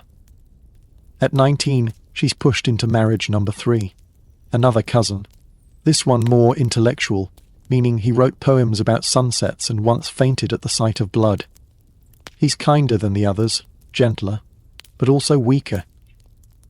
They make it 6 years, 1 child, stillborn, 1 illness, cholera. He dies in bed. apologizing for not being stronger. Eleanor doesn't cry this time. A fringe tidbit from a maid's diary says she whispered, "That's 3. Can I rest now?" No one answered. You walk with her through the palace gardens in black silk. By now her bones ache constantly. Her joints click when she moves. She wears gloves even in summer to hide her swollen knuckles. Her letters to the court physician describe migraines that make her see the floor, breathing. They don't send help, just laudanum. In one diary entry she sketches a family tree, then draws flames through the middle. Underneath she writes, "All these branches and still no shade." You sit with her during her last official appearance. She wears emeralds and silence. A small boy bows before her and asks if she's the ghost lady. She smiles for the first time in months. "Yes," she says, "I think I might be." You look at her face then. It's not grief you see, it's weariness. The kind that settles deep in the joints, passed down like eye colour. You think of all the other daughters whose only job was to marry within the same 10 names, praying their children came out whole. It's easy to forget how common this was. One royal daughter married her cousin, then his brother after he died, then his nephew. Another married her father's half-brother. These weren't anomalies, these were expectations. And Eleanor? She was the perfect daughter. Never refused, never rebelled. Played her role until the curtain fell. She dies at 34.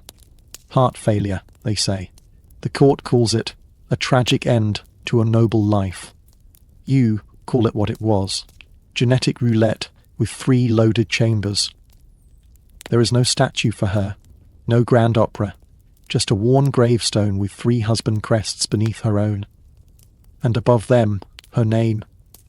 Smaller than all the others. You hear them before you see them. Laughter. 2 voices nearly identical, echoing through the stone corridor. 2 girls, 2 princesses, sisters. The same curls, the same laugh, the same crown to share. You think, maybe this time it's different. Maybe they'll survive each other. But you already know how this story ends. These are the daughters of a powerful royal house. Let's call them Amalia and Teresi. Born 2 years apart, raised like twins, dressed in matching brocade gowns, taught to smile with the same mouth, curtsy with the same knees, and marry into the same madness.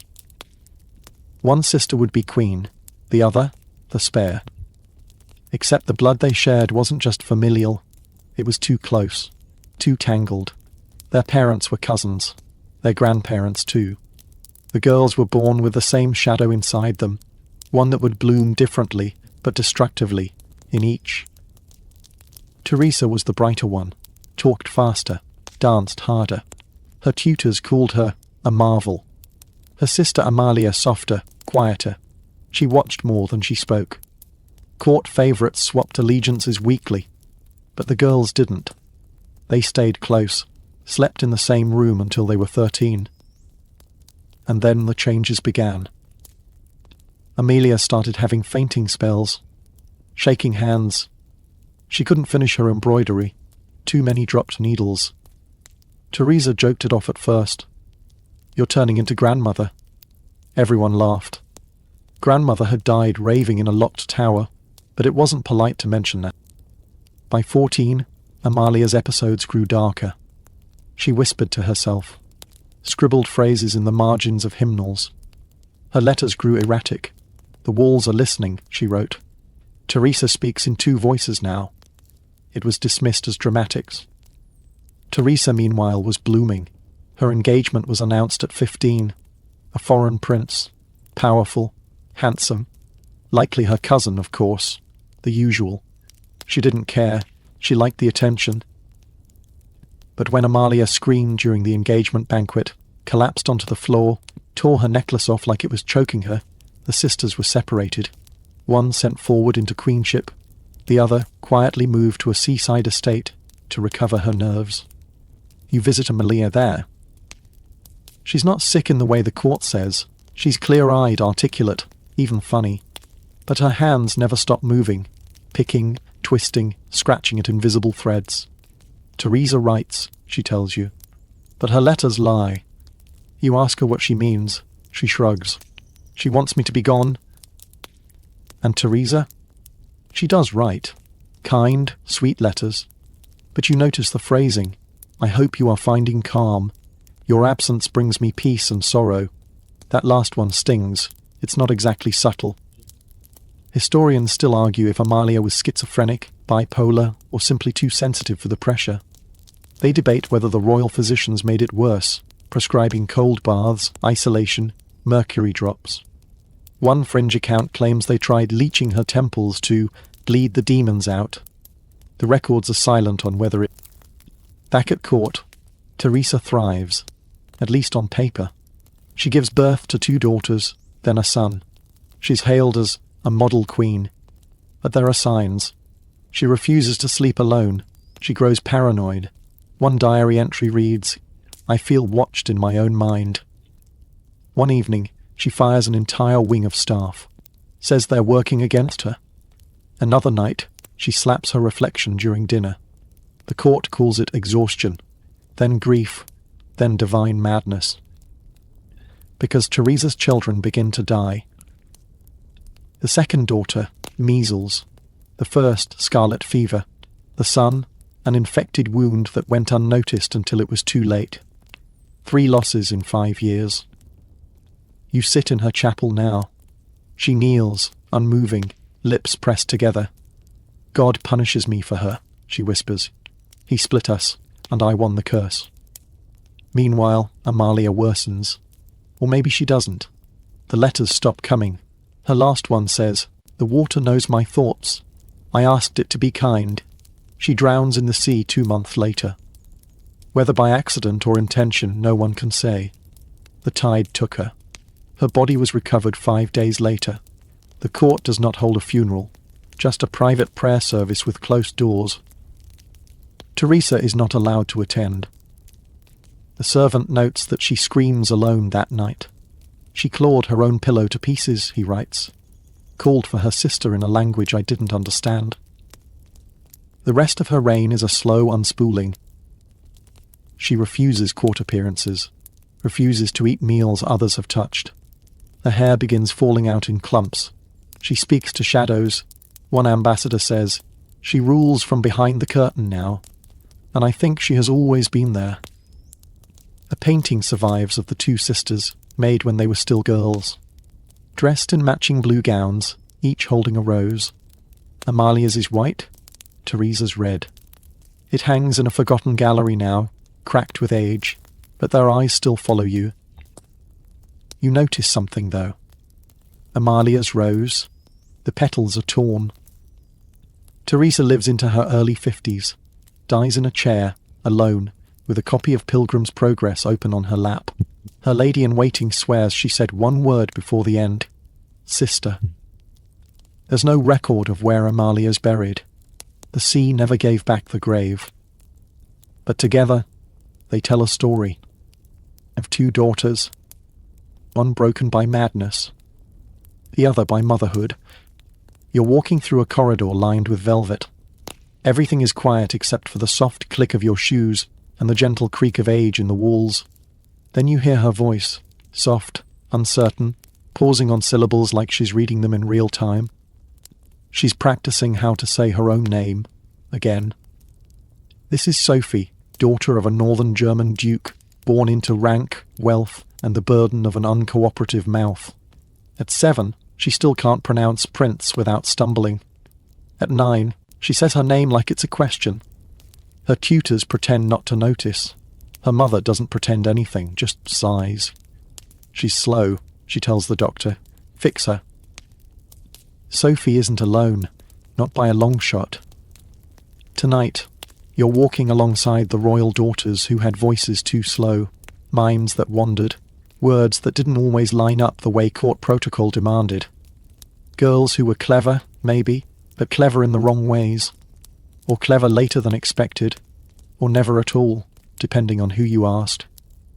You sit in on one of Sophie's lessons. It's brutal. She's asked to recite Latin phrases, but the sounds don't come easily. She gets stuck on the R's. Her tongue curls wrong. The tutor's smile tightens. He writes in his logbook, "Delayed verbal processing. Possible idiocy. Recommend reassessment." Historians still argue whether Sophie was dyslexic, had apraxia of speech, or perhaps suffered mild cerebral palsy. But those weren't things people knew back then. At court there was only one label that mattered: difficult. And royal daughters couldn't be difficult, not in ways that showed. And here's the part that still burns. You flip through dozens of these logs, dozens of names, and they start to blur. Anna, trouble following instructions. Maria, stammered when nervous. Elizabeth, required repetition of commands. Julianne, could not remember the days of the week at 12. Each one is marked with quiet condemnation. Each one eventually disappears from the family letters. Some were sent away, quietly. One Austrian duchess was relocated to a rural estate with the vague explanation that she had weak nerves. A British princess was listed on official documents as vacant of youthful ambition. That's how they said she wasn't smart enough to marry. A fringe record from the Hanover court describes a girl, 13, who could memorize music but couldn't count beyond 20. She was said to have rhythm but no sense. They made her a nun. You meet another, Princess Charlotte of a minor Bohemian house. Her paintings survive, surprisingly. They are odd. Trees with hands, horses with too many legs. But they're detailed, precise. She was likely autistic, never diagnosed, of course, just quietly removed from the court schedule after failing to bow properly at a wedding.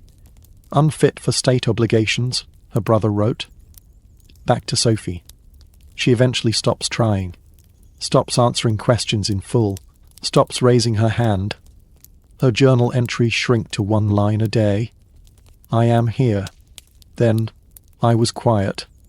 Then just the date. At 15, she is still unmarried. That's a problem. Not because of her age, but because there are no bidders. The gossip spreads. She speaks too slow. She stares too long. She doesn't laugh on cue. One courtier calls her the mute duchess, though she speaks daily, just not fast enough for anyone to wait. One quirky tidbit? At the Swedish court, there was an actual speed test for royal daughters. A tutor would clap and the girl had to respond within 2 seconds with an appropriate court phrase. Good morning. How delightful. Yes, Your Grace. Any delay over 5 seconds was considered a sign of mental slackness. One girl failed. She was married to a widowed cousin in Silesia 2 months later. He died within a year. She was never seen again. You sit by a fountain now. Sophie joins you. She says nothing at first. Then she points to the water and says, slowly, "It doesn't judge." It's one of the longest sentences she's said all day.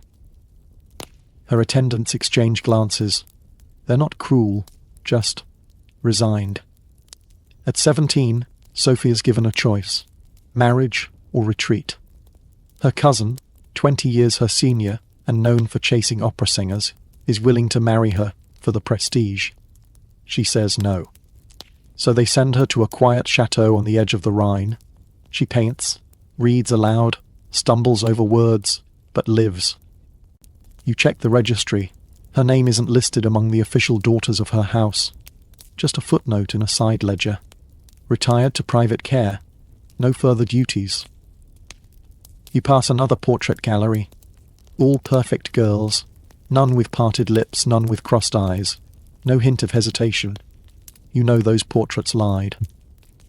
Because royal daughters had to be polished, quick, fluent, dazzling. And if they weren't, they were dismissed, diminished, forgotten.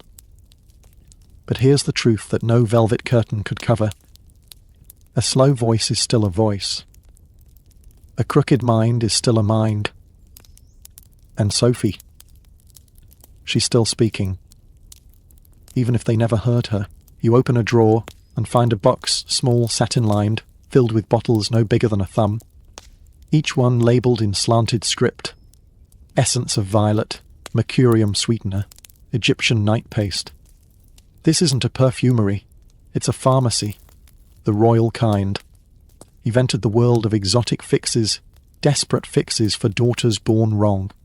Because when inbreeding didn't just show up on the face, but in the lungs, the mind, the womb, the Crown's answer wasn't change, it was treatment. And the treatments? Buckle up. You start in France. A princess there, 16, had recurring blackouts. The court doctor diagnosed floating hysteria. Basically, her womb was misbehaving. His solution?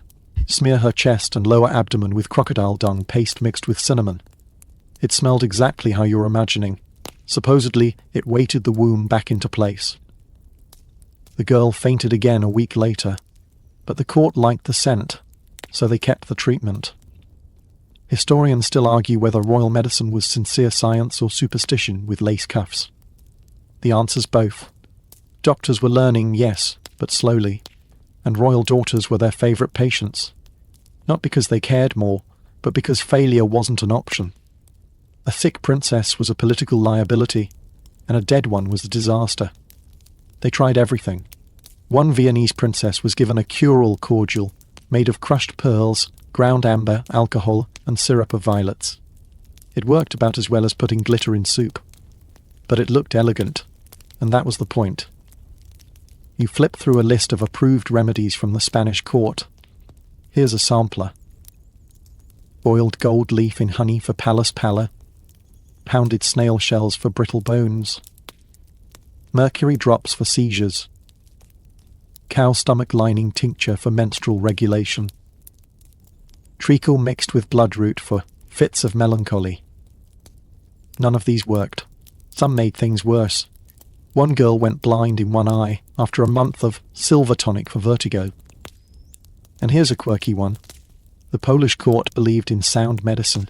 They'd surround ailing daughters with orchestras playing only low cello tones to vibrate the illness out of the bones. One report says a girl danced during her fever, but that may have just been convulsions. There's something else you notice, the theme of heat. So many of these remedies involved warming the body. Hot stones under the bed, steaming foxglove compresses. One particularly unlucky archduchess endured a sweating tent filled with smoked herbs 3 times a week. She lasted 4 months before collapsing in what they politely called a vapoured trance. The logic? Warmth restores vitality. The reality? They were roasting sick girls in luxury ovens. And the poisons, yes, they knew. Mercury, antimony, lead. They knew they were dangerous. But they also knew they sometimes seemed to work. Mercury in particular dulled pain, cleared the complexion, and quieted the mind. So royal daughters were dosed regularly, often from birth. You find a recipe written in a shaky hand. For calming night panics, mix opium with crushed lavender and 2 drops arsenic. Take on linen tongue strip before prayer. It worked, mostly because they passed out. A court physician in Saxony wrote about a princess with chronic nightmares who was fed poppy milk every night for 2 years. She eventually stopped dreaming, also stopped walking. They called that a success. And then there were the spiritual remedies, because if the potions failed, surely the problem was moral. Girls were made to pray beside holy relics, swallow splinters of saints' bones, sleep with scripture under their pillows. One princess was forced to wear a lock of her grandmother's hair, preserved in wax, as protective lineage. She developed a skin rash. The court called it ancestral protest. You pass through a treatment room. Long gone now, but the tiles remain. They're cracked, stained. You can almost hear the water boiling. A small tub sits beneath a stained glass window. Herbal immersion, the records say. But the herbs? Stinging nettle and pine tar. For a girl with joint pain. You flip to her name.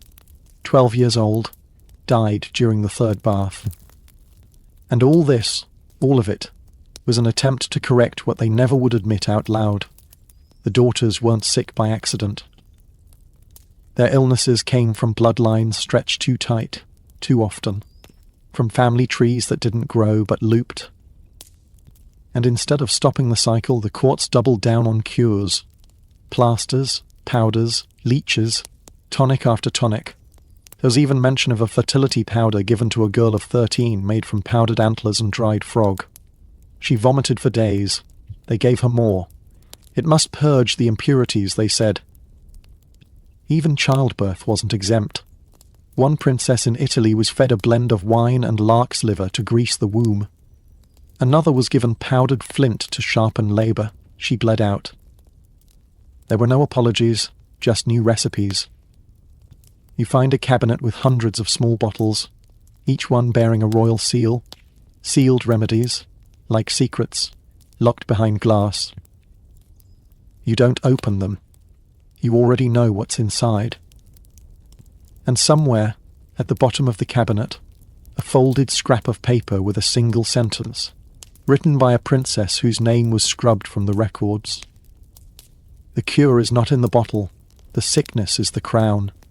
You're in a nursery now, but not the cosy kind with rocking horses and lullabies. This one's quiet. Too quiet. No squeals, no nursery rhymes. Just a bassinet, gold-trimmed and still as a tomb. A nanny sits in the corner, hands folded, eyes on the floor. Because the baby lying here, she's a royal daughter, the last of her kind, in more ways than one.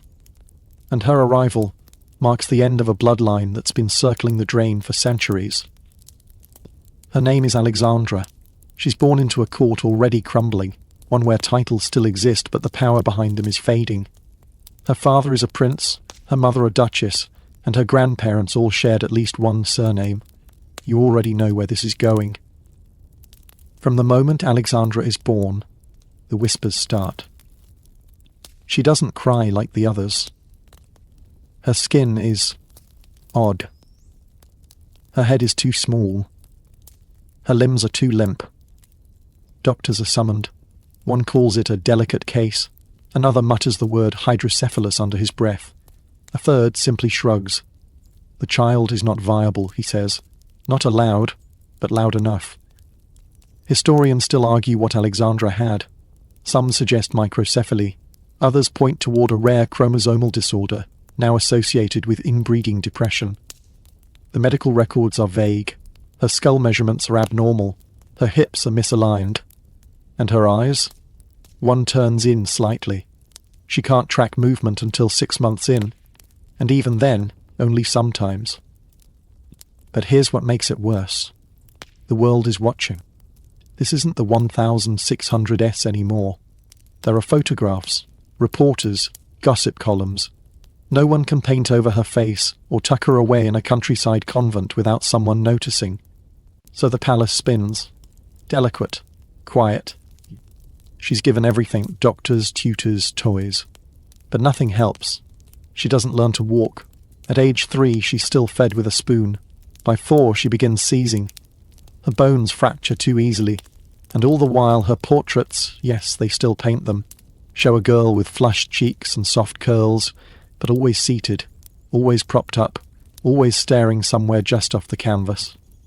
If you look closer, you see the pillows behind her back, the hidden brace around her waist, the sleeve adjusted to hide a withered arm. There's no hiding it anymore. You read the internal reports, carefully worded medical updates passed between family members, never leaked. One line jumps out. Her condition cannot be improved. We must instead focus on dignity. Dignity. That word again. That catch-all royal bandage for when a daughter couldn't walk, couldn't wed, couldn't perform. They used it with Alexandra's great-aunt, the one who never learned to speak, and her grandfather's sister, the one who spent 30 years resting in a chateau and believed the mirror was a portal. You've seen the pattern. But Alexandra? She's born into a world that's losing patience for these patterns. The monarchy no longer has the luxury of secrets. The press wants pictures. The people want heirs who can wave and walk. Alexandra can't do either. A fringe theory emerges, whispered among old court loyalists, that she is a punishment. A final echo of the centuries of cousin marrying, niece bedding, pedigree worship. The bloodline folded too many times. Now it's a paper swan, collapsing under its own creases. You visit her 5th birthday party. 4 guests, no balloons, no music, just a cake with her name. Her mother cries that night. And yet no one will say what everyone knows. This is the end. Alexandra will not marry. She will not ascend. She will not continue the line, and for once, they won't try to pretend otherwise. There are no arranged engagements, no flower-laced announcements. She is listed in the royal registry, but with an asterisk beside her name, a note that reads, "No public duties expected." You pause over that phrase. It's not compassion, it's surrender. She lives quietly into adolescence. Her growth slows. Her speech remains simple. She points to things, smiles when music plays, is terrified of dogs, loves to splash water. By 16, she barely looks 10. Her bones still break. Her teeth come in crooked, then fall out too early. One doctor writes, "The signs are too consistent to ignore. This is degeneration. We are witnessing inherited collapse in real time." And for once, no one disagrees. A quirky detail?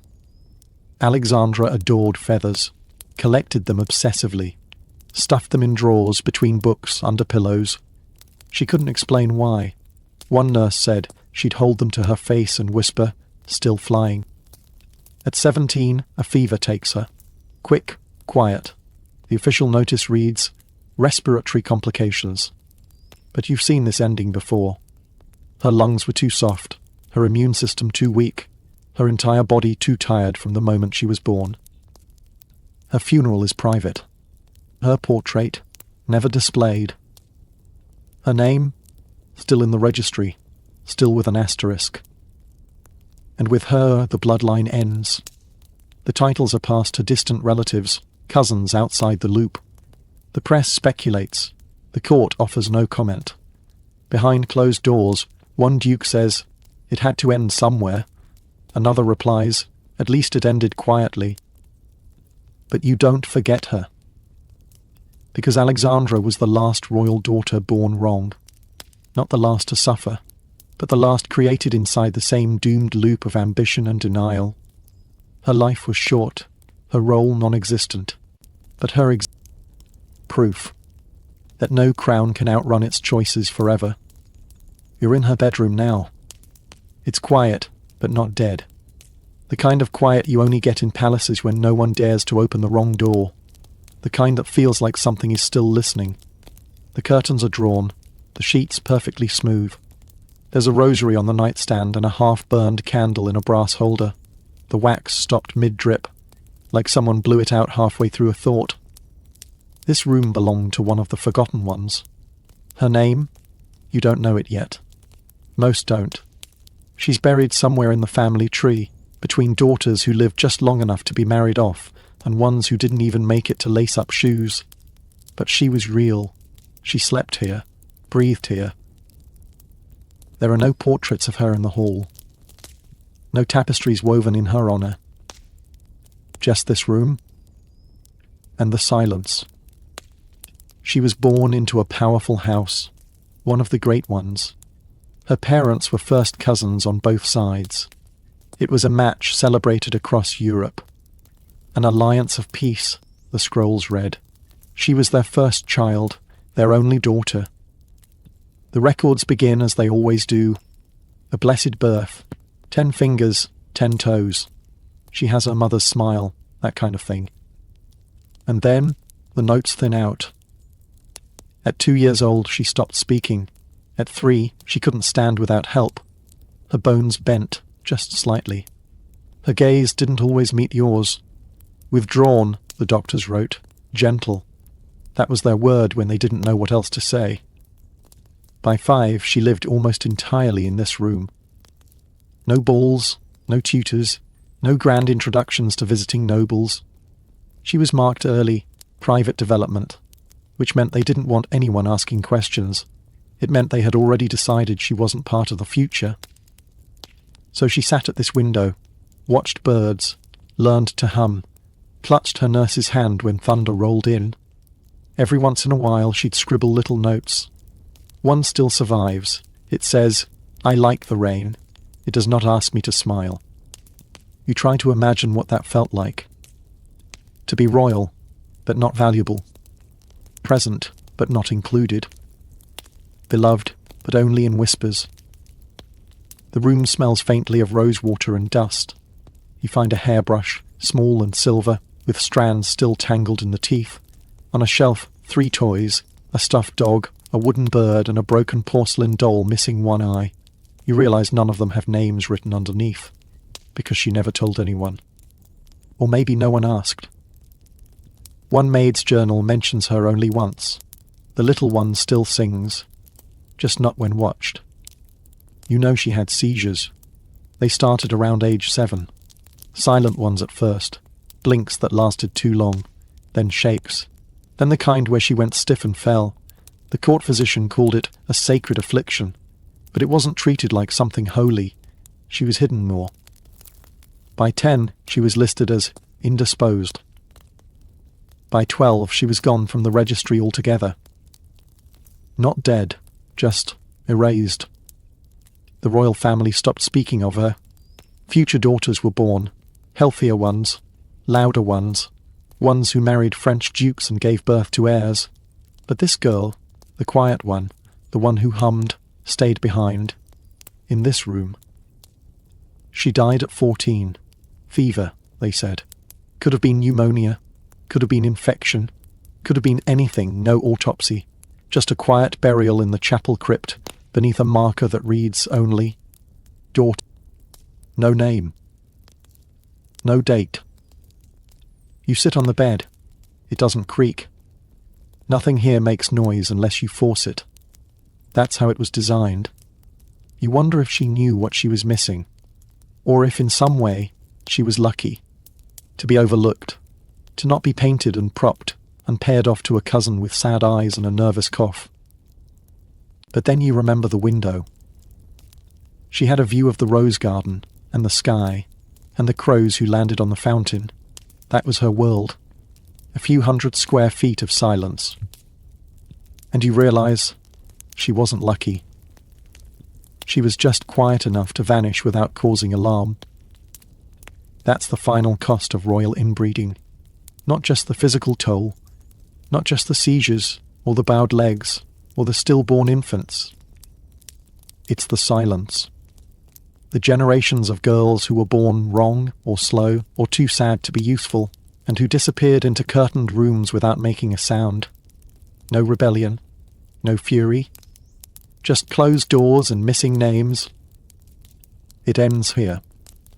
The story of Europe's royal daughters, wound tight by generations of marriage math and purity obsession, ends not with a bang, but a whisper, a limp hand in silk, a fading lullaby, a final flicker of candlelight over a name no one says anymore. The silence in her bedroom wasn't just absence. It was legacy. You lie back now, sinking into the quiet. The storm has passed. The portraits are fading. The candle in your mind's hallway flickers lower, slower. You've walked through palaces where the wallpaper watched, through corridors that never forgot, through the lives of girls who were never allowed to simply be girls. Let the tension drop from your shoulders now. Let the air feel lighter in your chest. The rooms we visited tonight are still locked, but you hold the key. That soft knowledge, that quiet truth, that history isn't always a parade. It's often just a girl behind a door, humming softly to herself while the world forgets her name. Breathe in. You've seen the cost of crowns too tight, of bloodlines wrapped in fear, of daughters forced to carry dynasties in bodies never given a chance. And now it's okay to let it go. Let the halls fade to dark. Let the candle gutter and vanish. Close the doors gently. Step back from the bed. And know that she's not alone now. Not entirely. You've remembered her. You've heard her. And sometimes, that's enough. Let the noise fall away. The portraits are quiet now. The ink is dry. The story has settled into stillness. So hush your thoughts. Ease your muscles. Let yourself disappear, just for now, into that deep, velvet silence. The story ends here. Close your eyes, drift deep, sweet dreams.